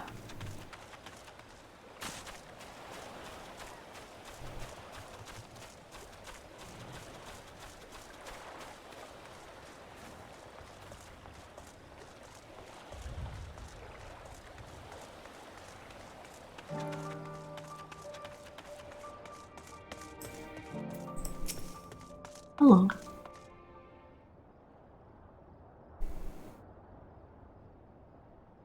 Dragon Man.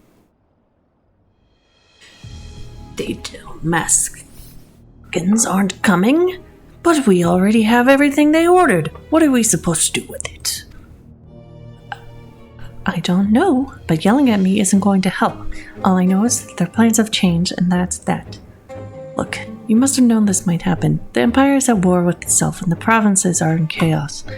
And then there's the tower sitting on our doorstep, spitting out monstrosities. The city has its defenses, but we've been afforded no protection out here. We can't blame foreigners for not wanting to take the risk. Gah, but this will be an enormous loss. Alright, forget about the Dalmascans. Surely some the ships are still coming. We have fresh produce, handicrafts, medicines, all the perennial Hainish favorites.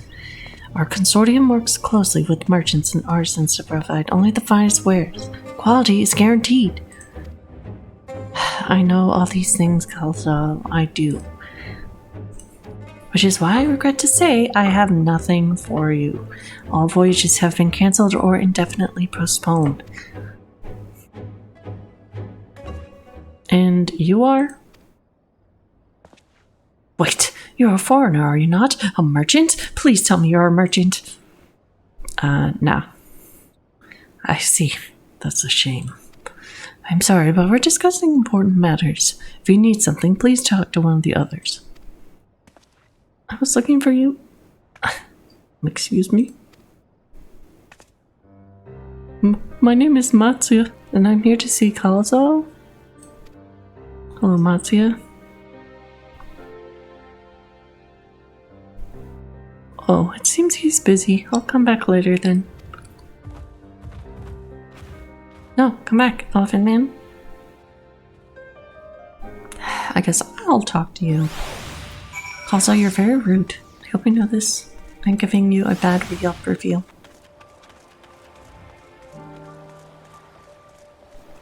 Do not come to this island. This man is super unprofessional. Does not listen to his customers. Yells at his staff. 0 out of 5 stars. Yes, can I help you? Ah, I remember seeing you back in the guild. You wanted to speak with Calzal too, did you? I'm Matsuya, a fisherman of Agyali, a nearby village. I sell my cash to Calzal, who offers it to foreign merchants, but he hasn't bought anything for a while now. When I heard that the consortium had been struggling, I became worried and decided to come and see him. But just as soon as he's free anyway. He's a hard-working man and I dare not disturb him.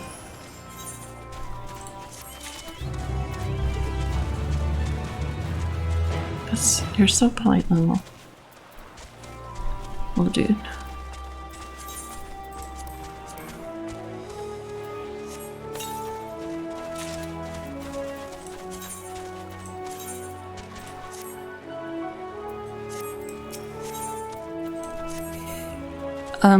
If I may ask, what is it that you do? I save people, you know, Make sure the whole world is safe. Destroy corrupt governments and deities, you know, just normal adventure stuff. An adventurer, you say? You travel the world helping people? Then that must mean you're great at dealing with strangers. Please, won't you teach me to be like you?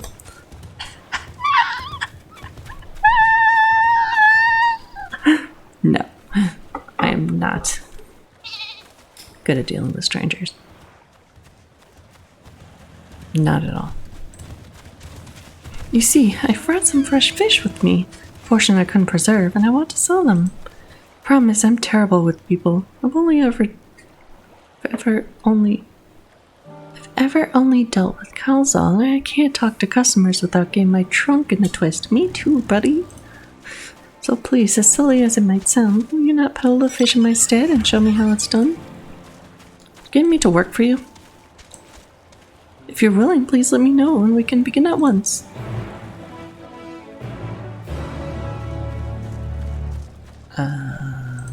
Okay.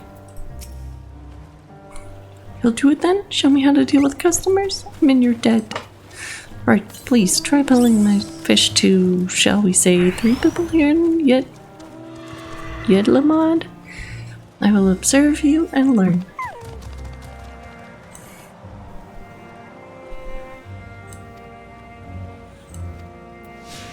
Okay, little man.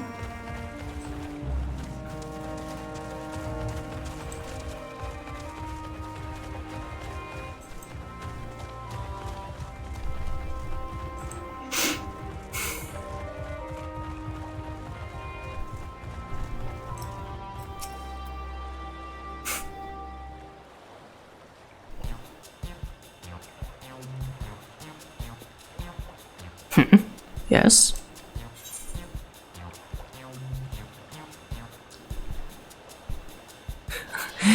Fish, I got fish here. Fresh fish, straight from the sea's bosom to your mouth. Greetings, friend. How fare you of late? Am I about to gaslight this man? Greetings to you, too. I suppose I'm well enough given the circumstances. Things have settled down somewhat, but it was utter chaos when that tower first appeared. Everyone grabbing whatever they could, trampling over each other to get into the city. Many remained there for now, but I could not stay away. Had to come back to live my life such as it is. Whether or not it was the right choice, only time will tell.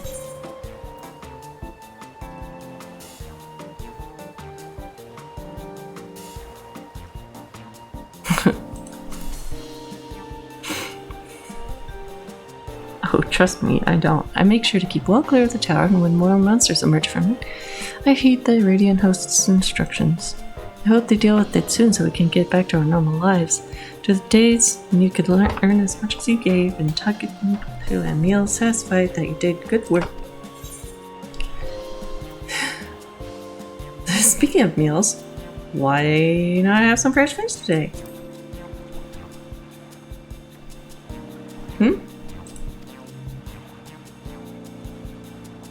Oh, you're a fishmonger. Ha! When you bait me like that, how can I not bite? Very well. Give me some of your fish.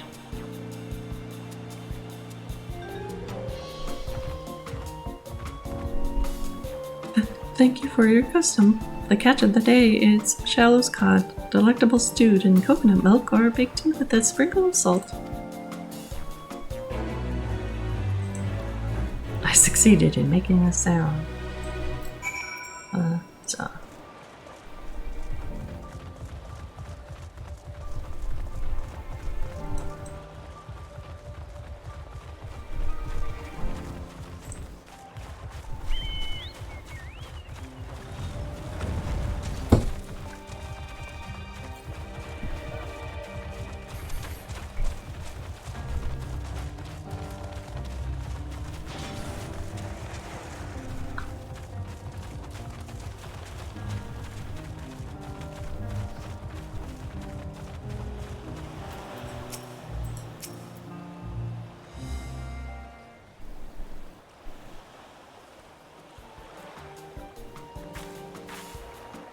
A hawker, are you?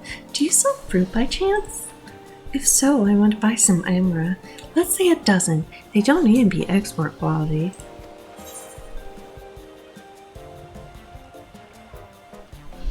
What do you need someone amra for?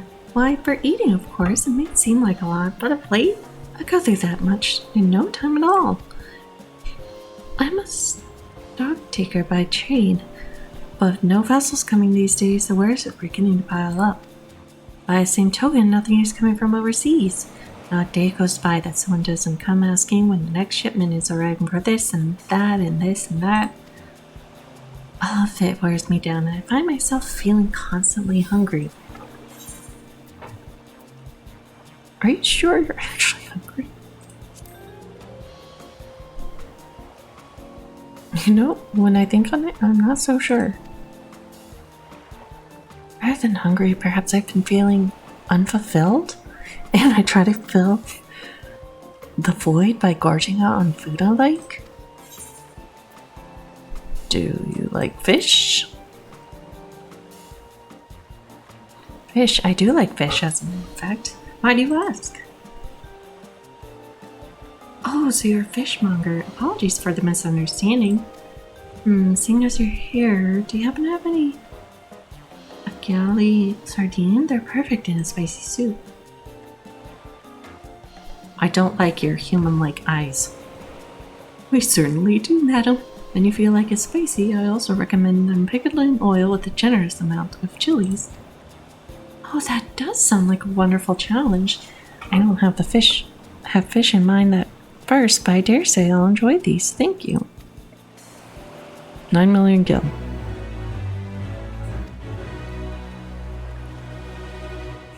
See the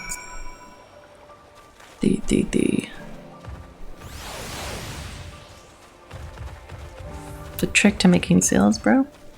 Listen to people's sob stories. Let them talk to you about their problems. Become a temporary therapist.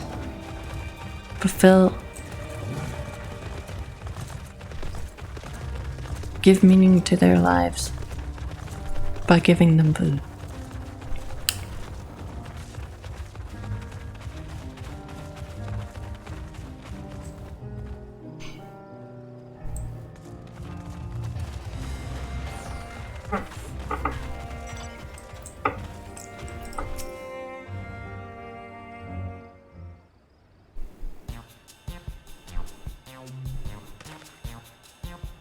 What is it?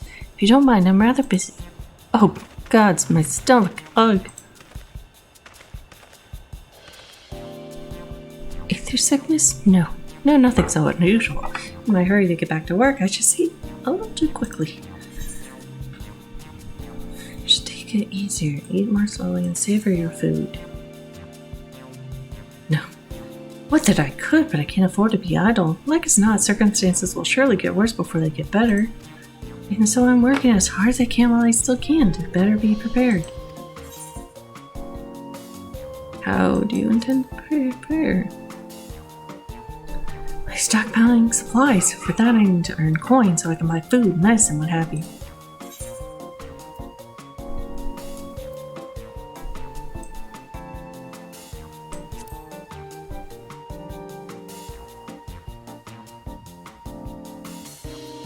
Oh, we do have some. The papaya fish?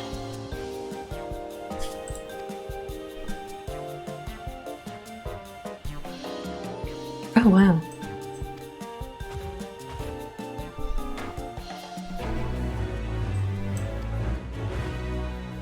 You remember what I told you earlier, that I preserve what I catch, which serves to show that the importance of being attentive. Yes. Thank you so much for your demonstration. It was truly an eye-opening experience. Come, let's return to the pier. Okay.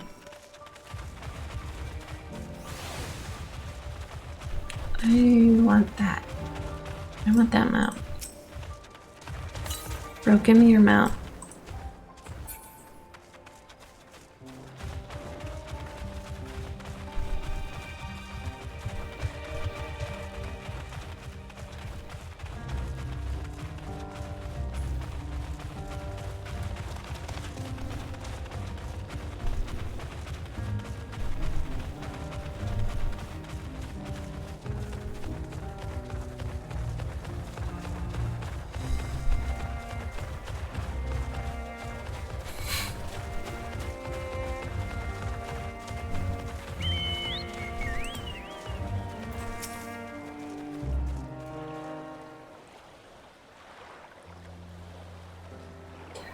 Thank you so much for showing me how to talk to customers. You managed to sell to everyone you approached. Any merchant in Rad's Hen would be envious of your success. Watching you at work was truly inspiring. By applying the lessons I've learned, I hope to one day peddle as well as you. Of course. Still, there's only so much I can do alone. I hope that things will return to normal for Kalazal soon. I thought I heard a familiar voice, and who should it be but Matzia?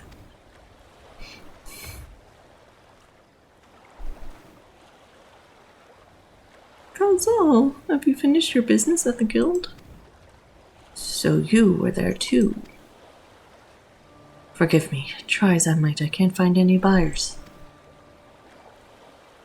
With no ships coming in and hardly any going out, there simply aren't any options. At this rate. So, you can't buy my fish anymore? Nah, dude.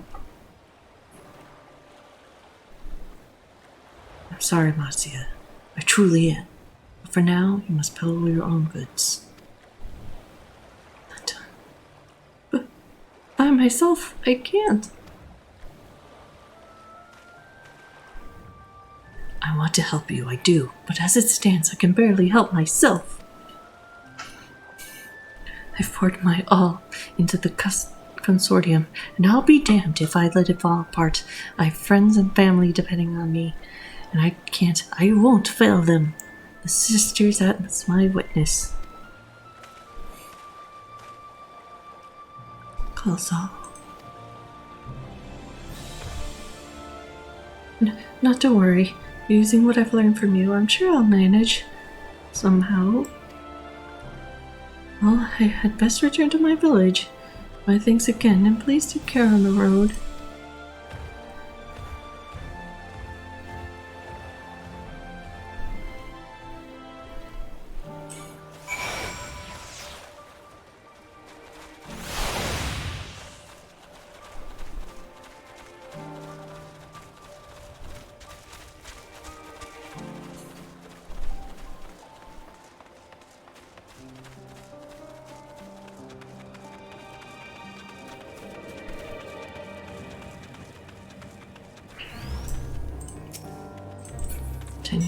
Tiny rat, looking at nuts. Look, he's wearing a tiny hat on that rat.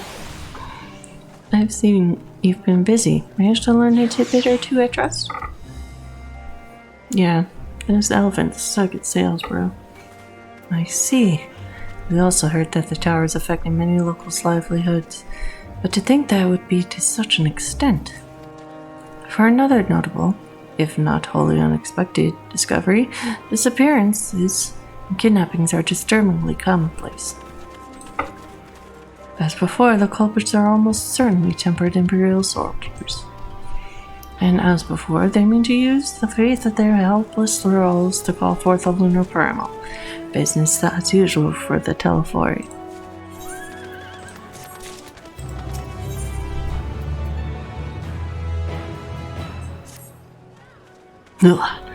That Matzia fellow you were helping. He's Arcasodora, is he not? Apparently, 'tis almost exclusively his people that have been kidnapped. Should he be traveling alone?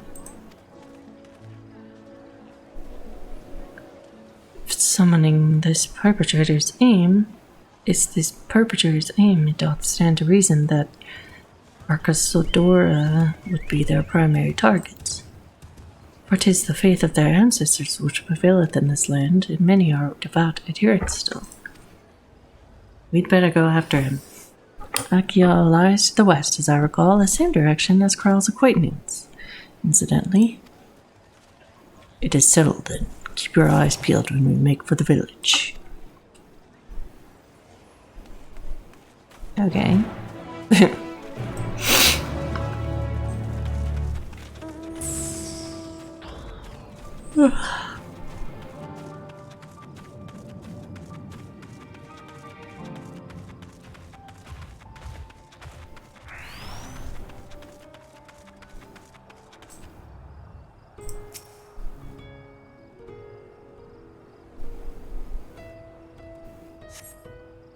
Cannot see Matsuya nearby, but the elevated ground bed may provide battery vantage point.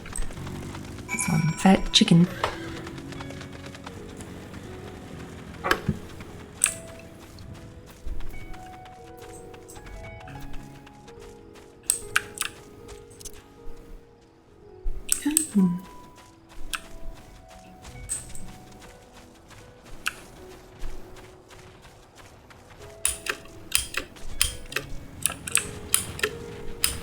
Jump.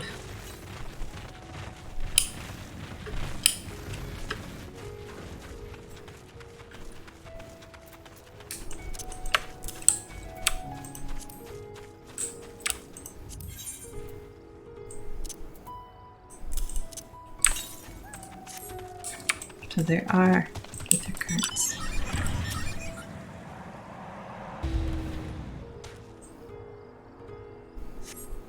Do not see Matsuya from here either. No! Leave me alone! Somebody! Help! Matsuya's voice, and it came from the north. Blah blah. Let's take a small section to or second to this though. You don't have Chupacabra.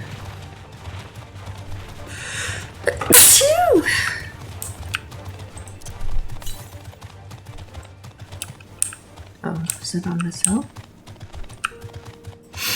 Oh, this is just lovely.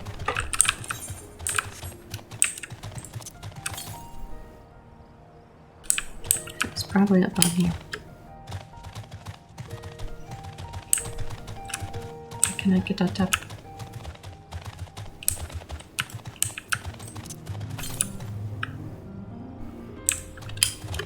Ah.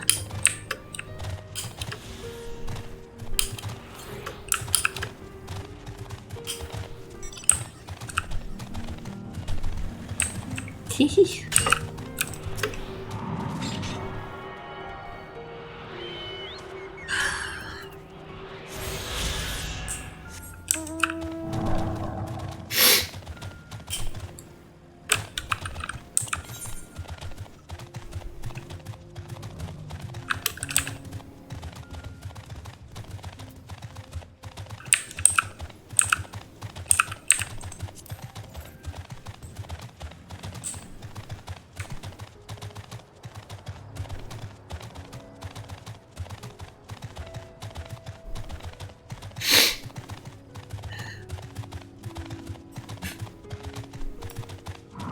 I will save you, sir.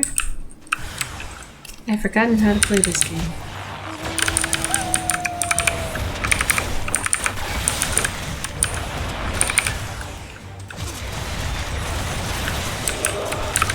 These spell effects get even better.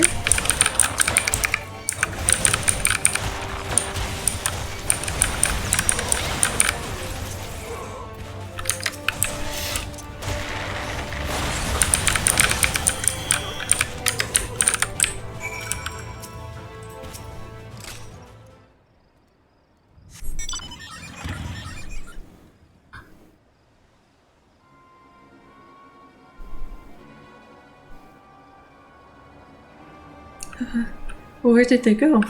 Why are you here? I see you found him in time.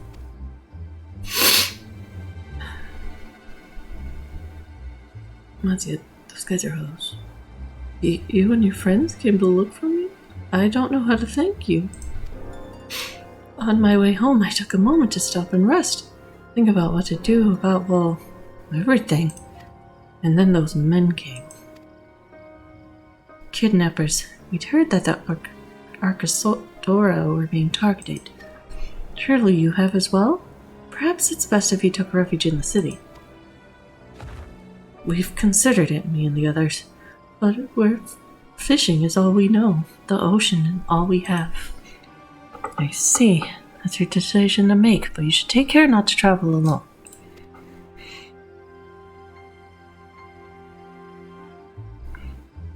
Question, if I may. is our understanding that strange fiends have emerged from the tower. What canst thou tell us of these beings? Not much, I'm afraid. I have no idea what they are. But I've heard that some bear an unsettling resemblance to our divinities.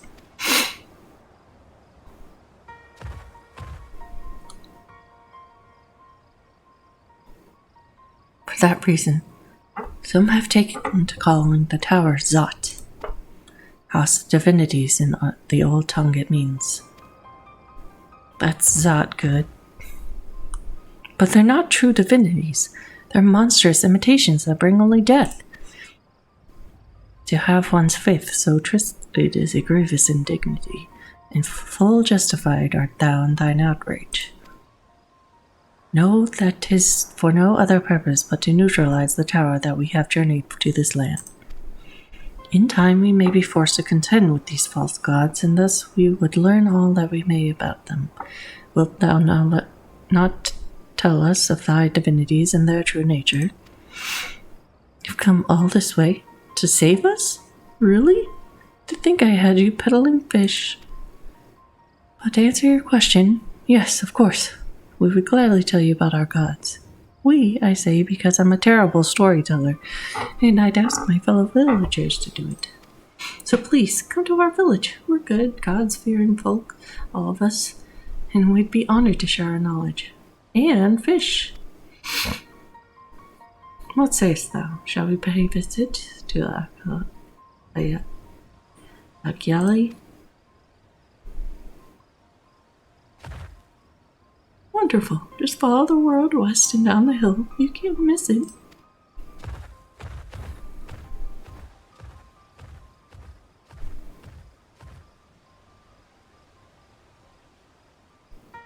So, it is a simulacra of the Narian gods that are being summoned. If any doubt existed before, there can be none now. They kidnapped Hanish are imprisoned in the tower. I pray that we'll be able to save them. Though, indeed, saving them will mean confronting their false gods, like as not. As you said, we do well to study their religious traditions, to Akyali.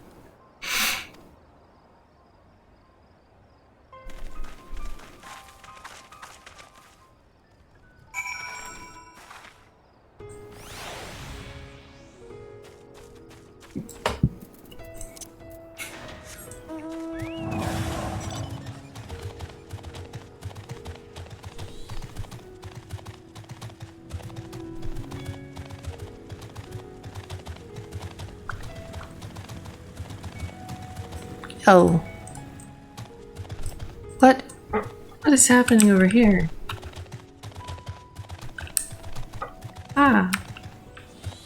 Welcome, Master Jaden 712.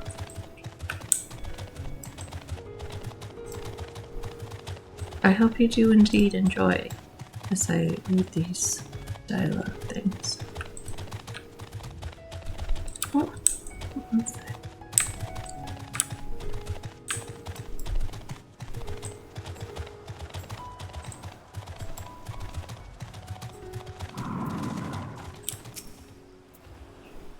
Welcome to Akyali, my friend. The name means white beach. I too am a white beach. And there isn't much here, save that. But please make yourselves at home. Your companions have already begun talking to everyone. Feel free to show yourself around and do the same. Any one of us can tell you about our gods. But you could do worse than start with Kanga and old Hasveda. They're free at the moment as it happens.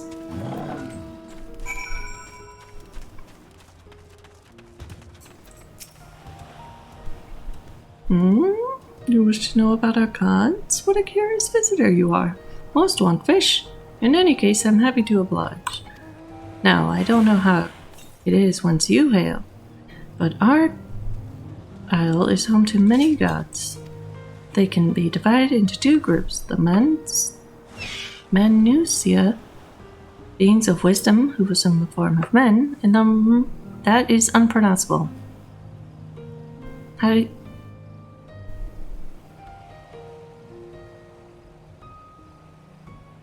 are you supposed to say that? The Mr. God. Beings of might who assume the form of beasts. Together they are divinities. Their forms and personalities are many and varied. Some are kind and gentle, others stern and temperamental, just like we mortals can be. All are possessed of great insight and experience, and by heeding their teachings, we strive to be better people and live better lives.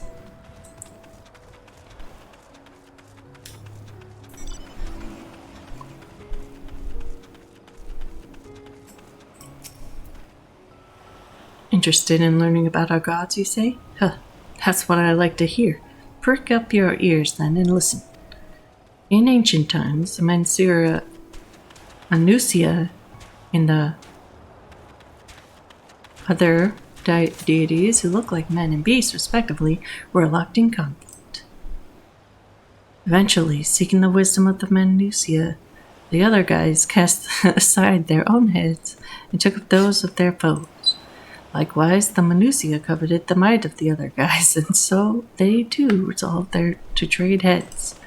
Thus were born new gods possessed of both might and wisdom, and they ushered an age of harmony between the two factions. From then on, a sign of their esteem for one another, the Manusia have worn animal faces, and the other guys the limbs of men.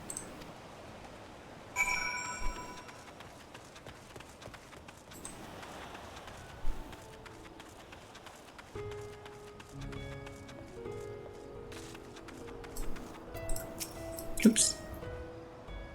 Here you are. There you are. Learned a thing or two about our gods, I trust? Yeah. They're unpronounceable. While you were off talking to the others, I remembered something that may be of interest. If you could let your friends know, I'll go and fetch it from my home at once. It's a gun.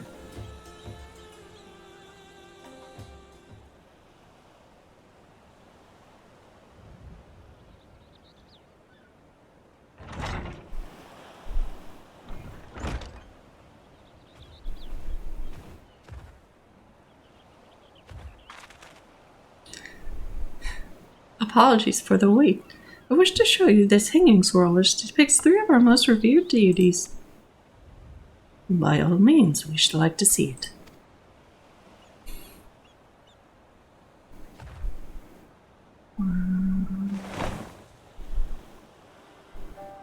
Oh. They're Manusia. You heard about them already, yes? 3 sisters. The center one is the eldest. Sindorova, a goddess of wisdom, for this alchemist hold her in highest. Yes. To her right is the middle sister, Sandorova.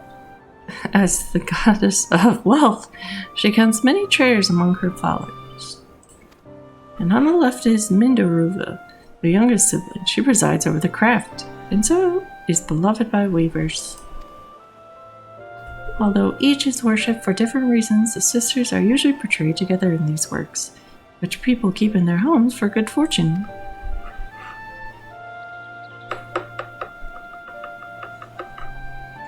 In like the fashion to the months, Nusia, the deities of Eorzea, preside over myriad aspects of life. And what of those other dudes, if I may ask? The other guys hold power over nature. In ages past, they were revered as guardian deities in times of conflict. If you have an occasion to visit our temples and rooms, you'll find their images there. Among them is a god who possesses a Gaja's head, and he is venerated as the progenitor of the Arcasodora. And then there are dragons. They occupy a special place in our history. You worship dragons too? You're about to kill all your dragons. It said that an ancestor of the satrap that's the ruler of the Rads at hand, forged a covenant with a dragon divinity in ancient times. This divinity has since acted as the guardian deity of the satrap. Legend holds that if ever the satrap is in need, his dragon ally must fly to his aid. Dragon ally. You claim to be a terrible storyteller, but nothing could be further from the truth. The passion you bear for your faith is plain to hear. I'm confident that the information you've given us will serve us well in our efforts to deal with the tower. That is very kind of you to say. Thank you. I will pray for your success. Right, I believe it's time you've sought out Kral's acquaintance, an alchemist by the name of Nidana. According to Kral's notes, we're to find her at a place called the Great Work further north along the coast. Excellent.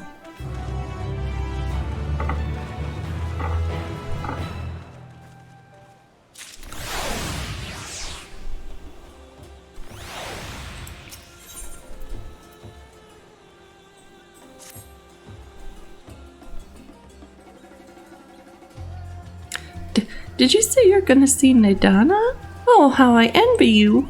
She is brilliant and beautiful, kind and understanding, and I'd say she's beautiful. I could stare at her dainty ears and adorable trunk all day in those eyes. When you meet her, take care you don't drown in them. Oh no. An elven person.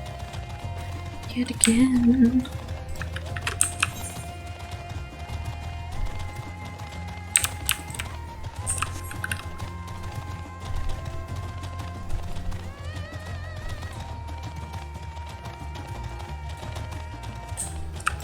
Oh, Ella, with his feet.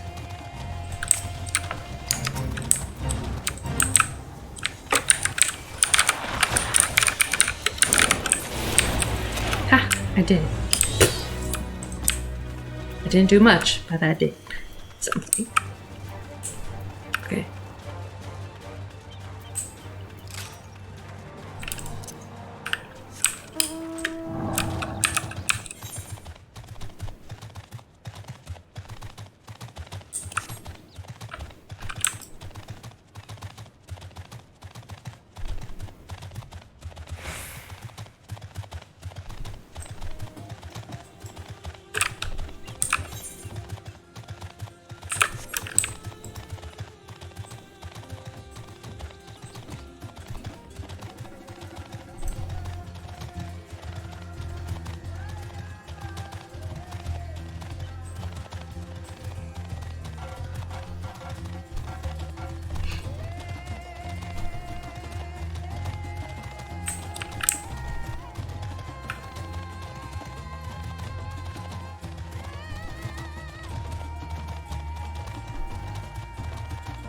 So pretty. Look at this right there. With the right thing. I hate that mount so much.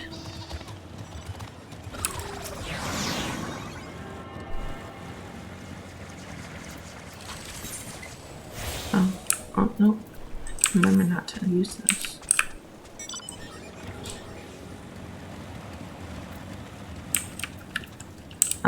Oh dear. Ma'am? Is everyone dead?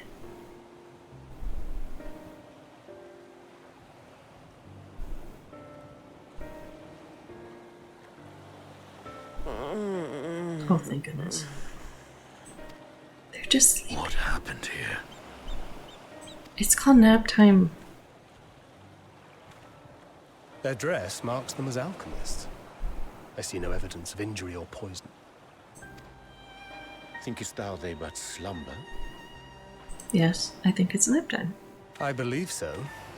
Whether it is by choice is another question entirely. Oh, we have guests. You must excuse the poor welcome. Long days and longer nights have taken their toll, as you can see. Are you a child? Hello? Yes, I have a very stabby stab. I am Vashan, servant to the satrap. My task was, in fact, to wake these good men and women, if you will allow. I'll bet he's a dragon. People of the great work, I come bearing new scales. Scales? We have new scales? No!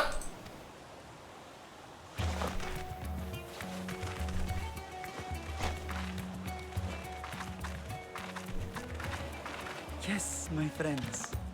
Gather round. I have them right here.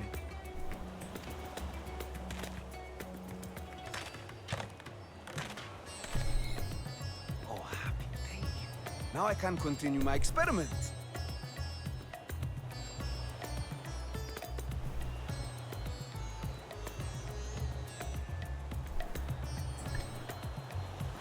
Many thanks. One for me. Those are dragon scales.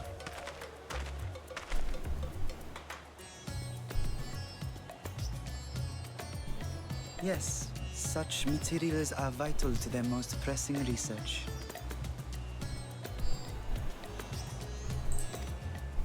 And we are fortunate to have them.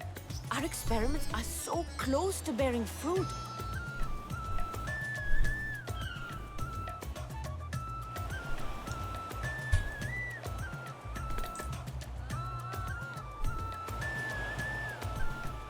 Soon we will have a talisman capable of nullifying the etheric emissions from that accursed tower.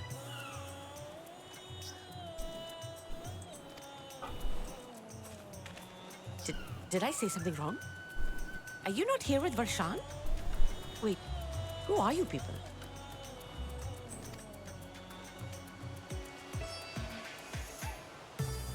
Of course! You're the one Kryl sent. The warrior of light we've been waiting for.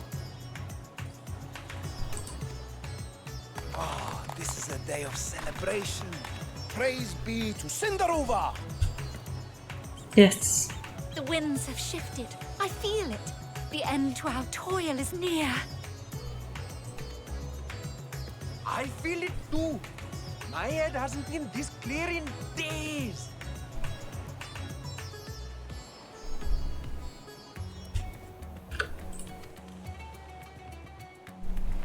Tell me, how did you acquire those scales?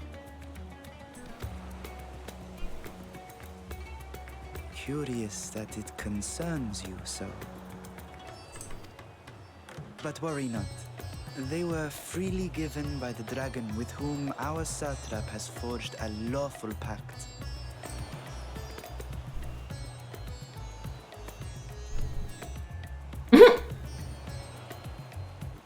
That is well. You must be quite familiar with Dragon King, yes? Is this their congealed blood I see on your weapon? Speaking of dragon blood, you yourself have been infused with it, have you not?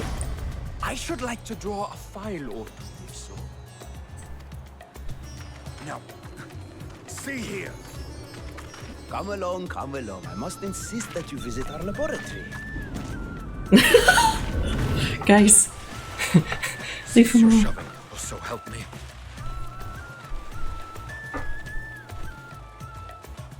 Ariel, just praying. Oh dear, your poor companion. What with the new scales and your timely arrival, my colleagues are a little giddy with excitement. No harm will come to him, I promise. Meanwhile, shall we find a quiet place to talk? As you may have guessed, I am Nidana, the alchemist who sent the request to your Mistress Kryl. We have workshops across the nation collaborating on this research project. But it is here, at the Great Work, where I collate our results. Come with me, all of you, and I can explain the crux of the situation.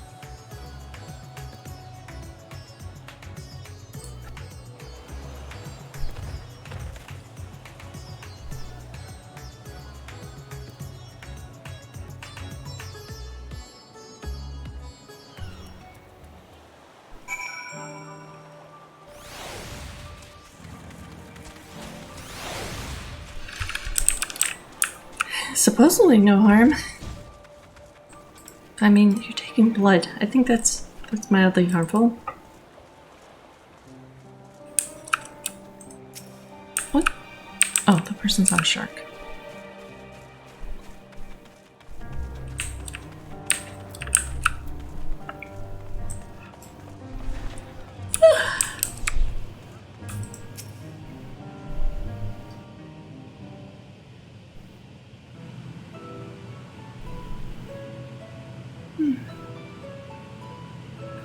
Allow me to thank you for answering our call. Many towers have appeared around the world, and we are grateful that you would assist us with ours. Though Kryle herself is tied up with another investigation, Aoki is an eminently capable substitute, and will spare no effort to aid. So, if I understand correctly, you seek to make talismans that can nullify etheric emissions. Indeed, we do. As you know, the tower emits vast concentrations of ether. One cannot go anywhere near it without being tempered. As such, we can only study the tower from afar, and are powerless to deal with it in any consequential way. In order to strike back, the satrap bade us alchemists create enchanted talismans that will allow our soldiers to venture into the tower even should they lack the innate protection. Could such a thing be possible? Admittedly, we are still in the midst of testing, but we are quite confident. Even prior to this, our people have long pursued countermeasures against the etheric corruption of Framos. Of the methods tested to date, those utilizing dragon scales proved the most promising. Owing to the etheric density, the scales are highly resistant to disruptive forces. The mightier the dragon, the greater the resistance. We seek to amplify this protective property through our alchemy. Thanks to the scales provided by His Excellency, we have been able to make steady progress with the talisman. Soon we will be ready to conduct a field test, and here is where you and your blessings of light come in. Great.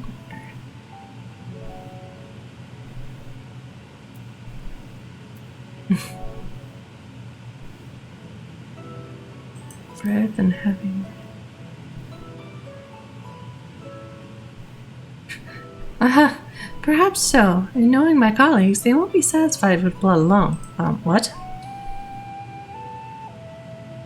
What are you gonna... Don't do anything to Estinian. But as for your task, we only ask that you serve as an escort. I will explain in greater detail later, but you will be venturing into the tower's field of influence. And so, for your own safety, I would first test how well your blessing shields you. With your permission, of course. Go for it, bro. In that case, Urianger and I will find other ways to make ourselves useful. Seeing as you all work to the point of collapse, I suspect you could do with more hands. We'd be grateful for any assistance you could provide.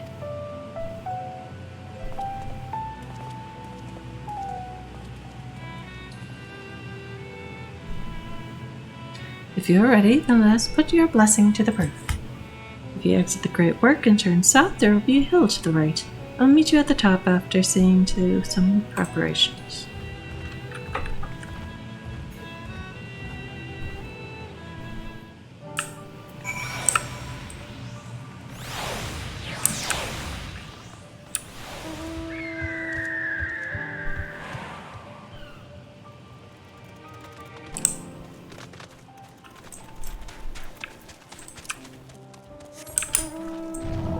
Oh, I can't fly, I forgot. Whoops.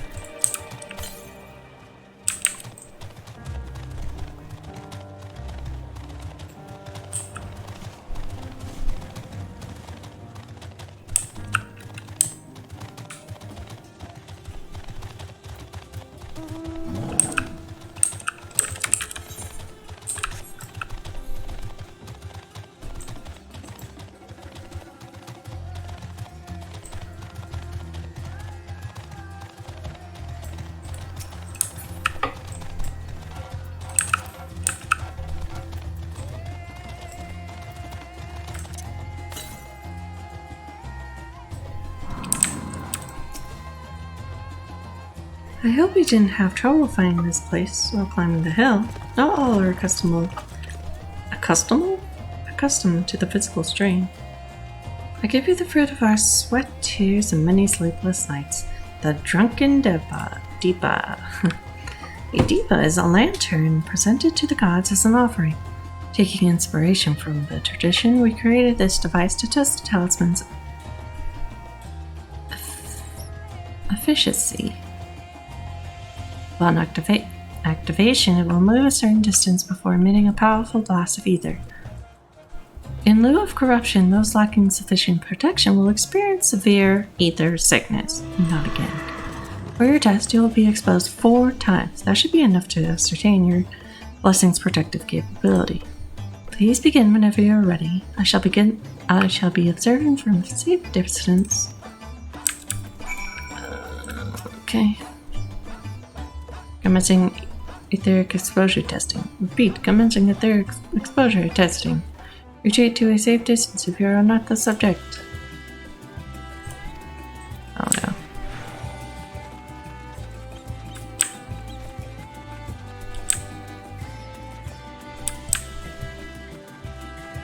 Let's do science. Oh.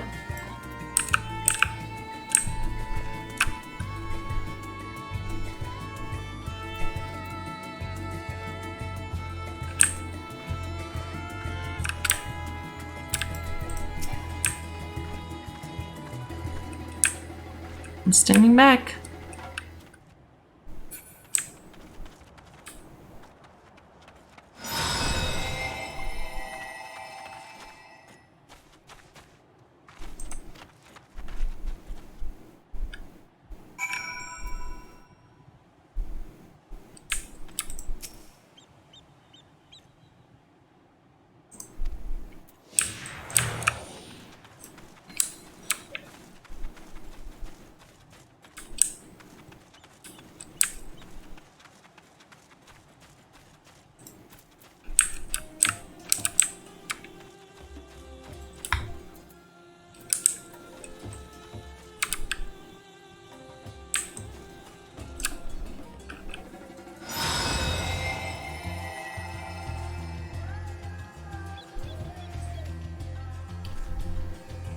I don't know. Subject's stomach and bowel integrity holding? Yeah. I've not yet pooped myself.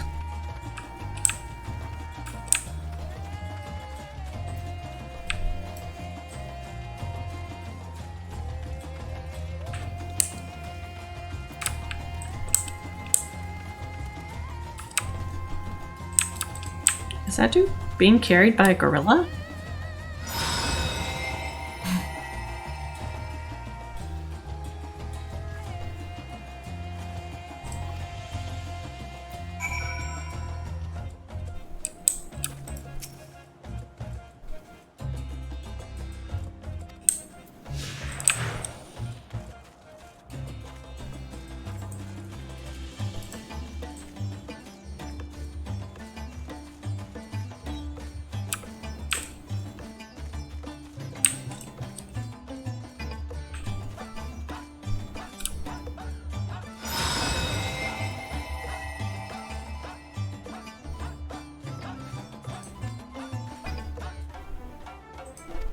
Okay.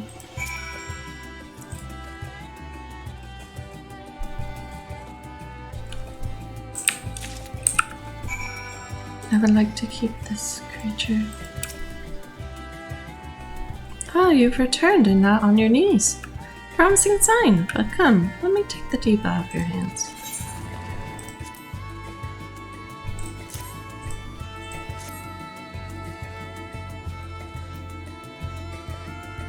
Thank you.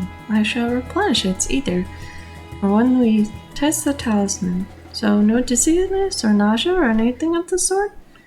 You're feeling perfectly fine? And the strength of your blessing is beyond doubt. There is no risk that the tower will corrupt your ether. With this, we can request your aid for the task ahead with easy hearts.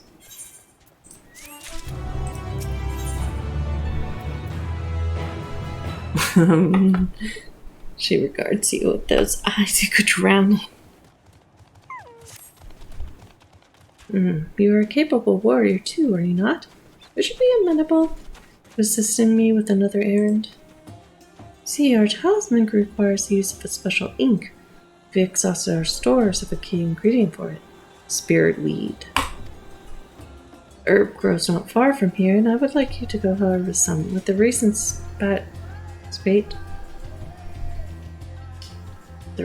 spate of kidnappings, however, we Arcasadora travel alone at our peril. Will you not come with me as my escort? I will compensate you for your troubles, of course. You got it. I'm in your debt. Without further ado, let us head to Kaja's footsteps. It is situated on the road which runs east of the Great Work.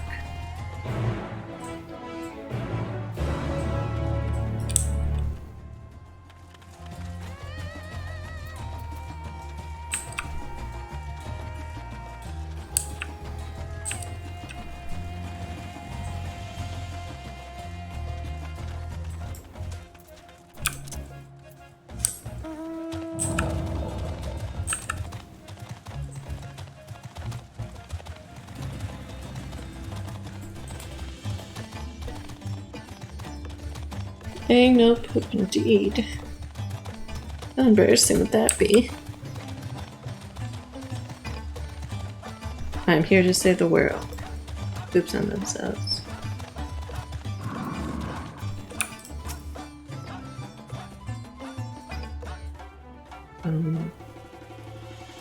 I am going to take a break on reading out loud.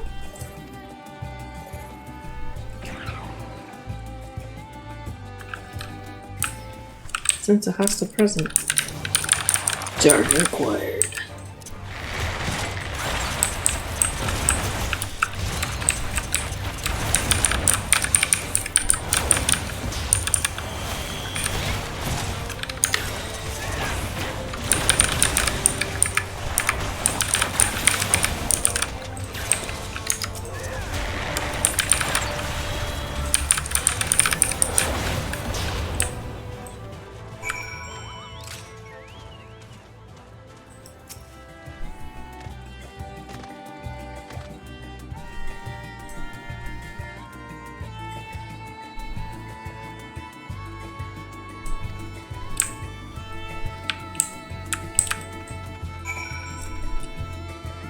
I love this person's robe.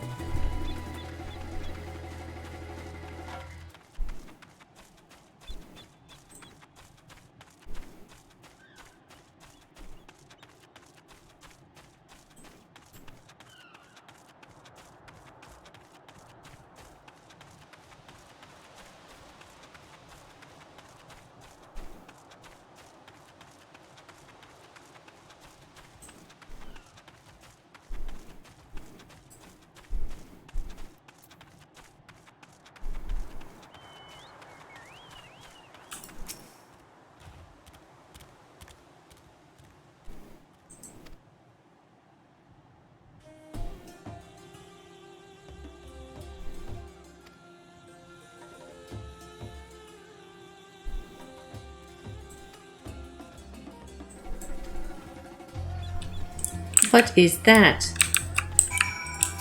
What? That thing looks freaking cool, yo. I guess I'll kill it then. It's like freaking Godzilla. What's your name?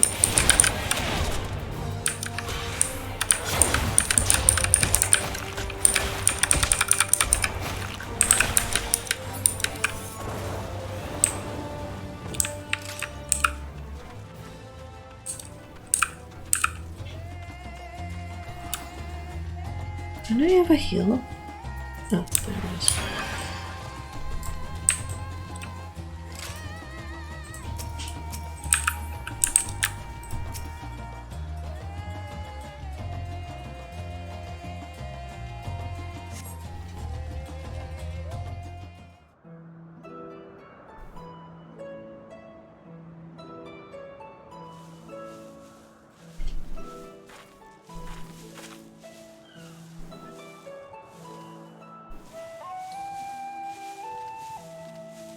Yes, that would be Radz at Han.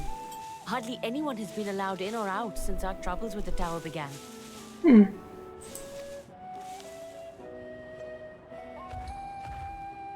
The faithful citizens huddle inside the city walls, and commerce has all but ground to a standstill. I pity the satrap, the trials he must be facing. What if the satrap's dead?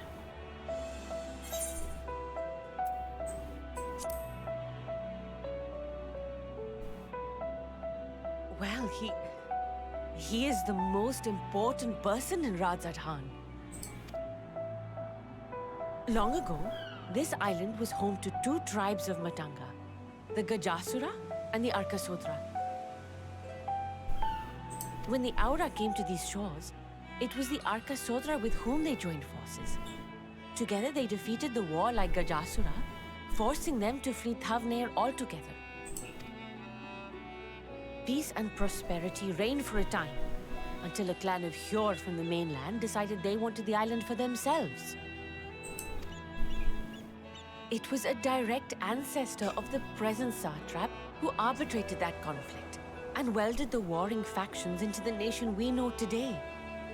And ever since, a member of that esteemed lineage has inherited this somewhat unique position. You see, by and large, the state is run by the people, but when problems arise, it is the satrap who mediates a solution. The stability provided by the satrap is what has allowed Radz at Han to thrive all these years.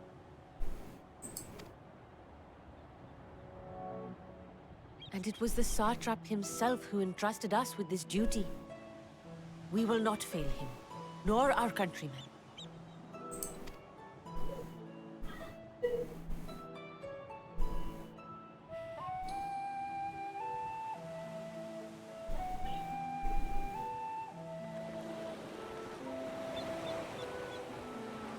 What is the delay with the vessel? I told you I need to adjust those ratios.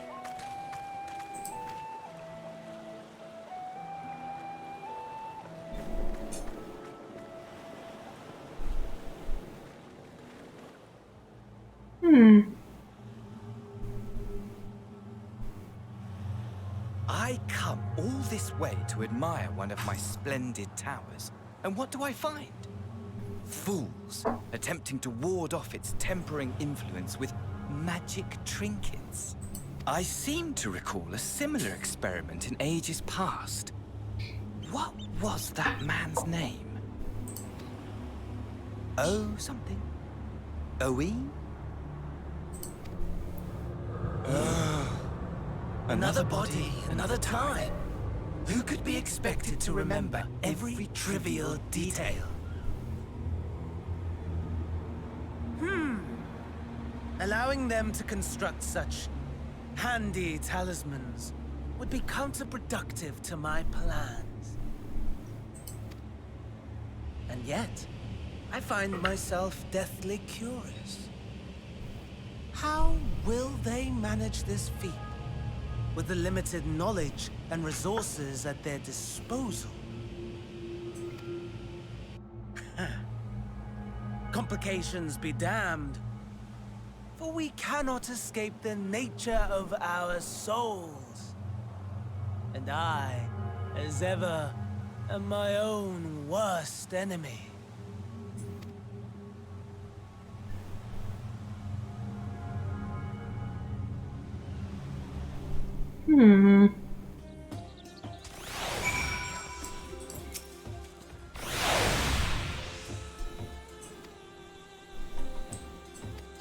That's just great.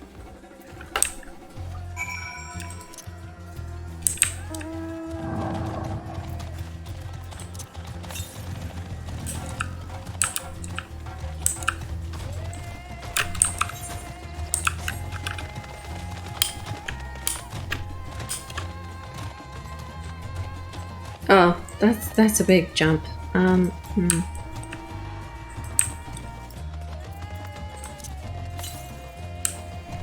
No.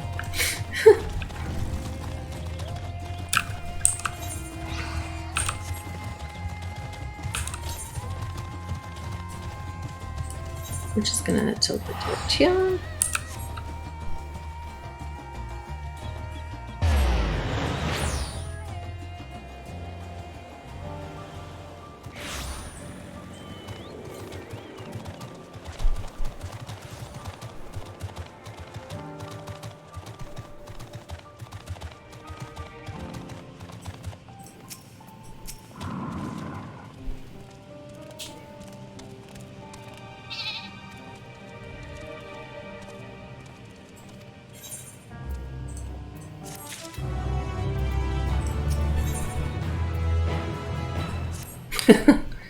Little does she know she's about to send me on another errand.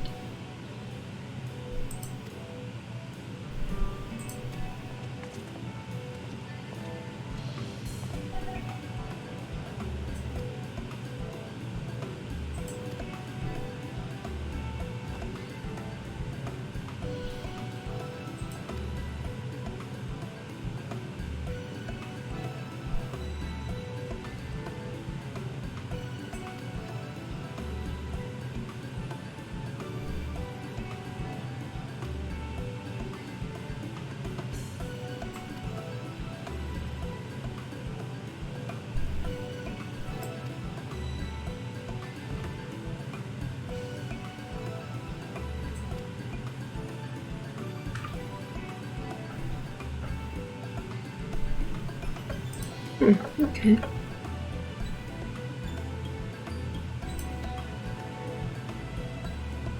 Count on me.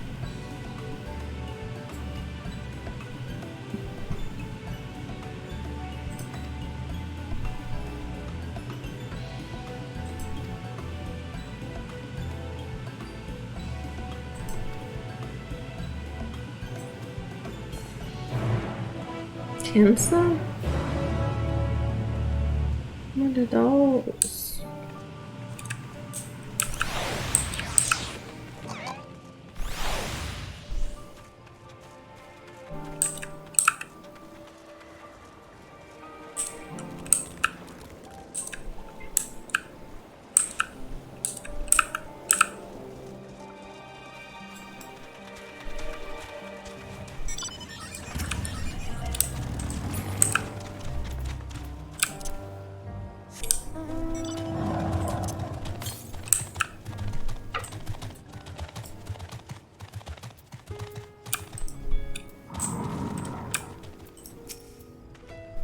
What the F are these?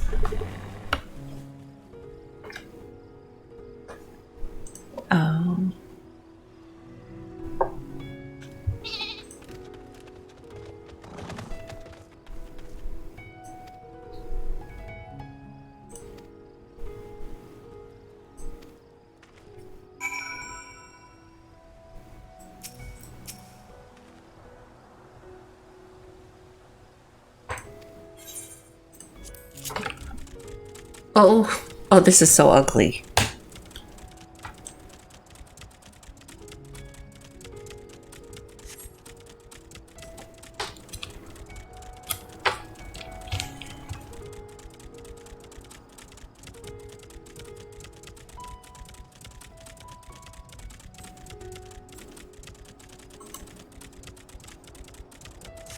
That's pretty though.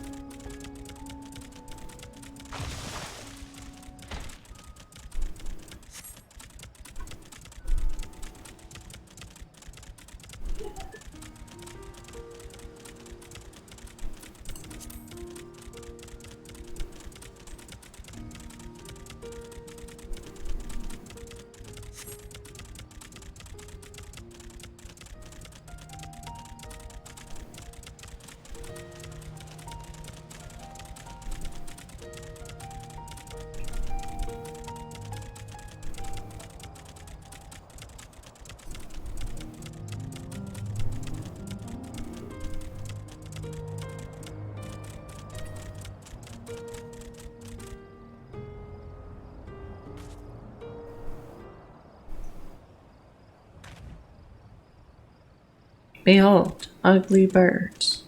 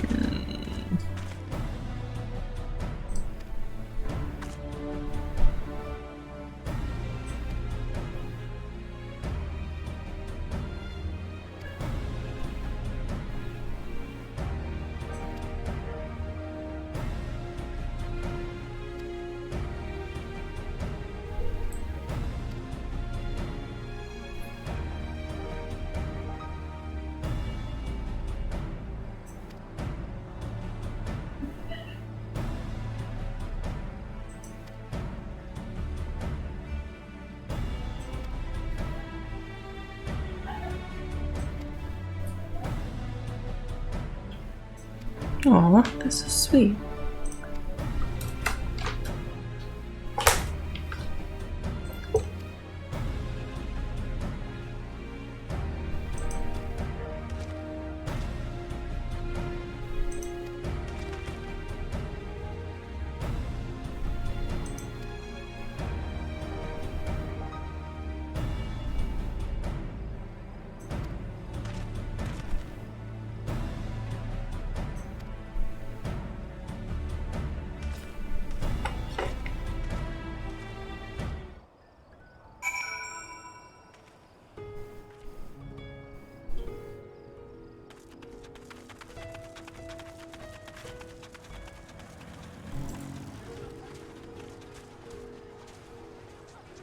I think I'm gonna call it.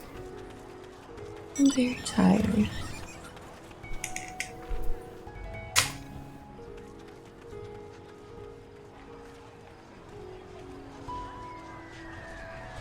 Thank you guys for watching and chilling. I'm gonna continue to stream this for whenever I can. Possibly a little bit tomorrow night. Possibly, definitely Sunday. Maybe Monday, but definitely from the 9th to the 12th. Anyway, thanks again. I'll see you guys later. Bye bye.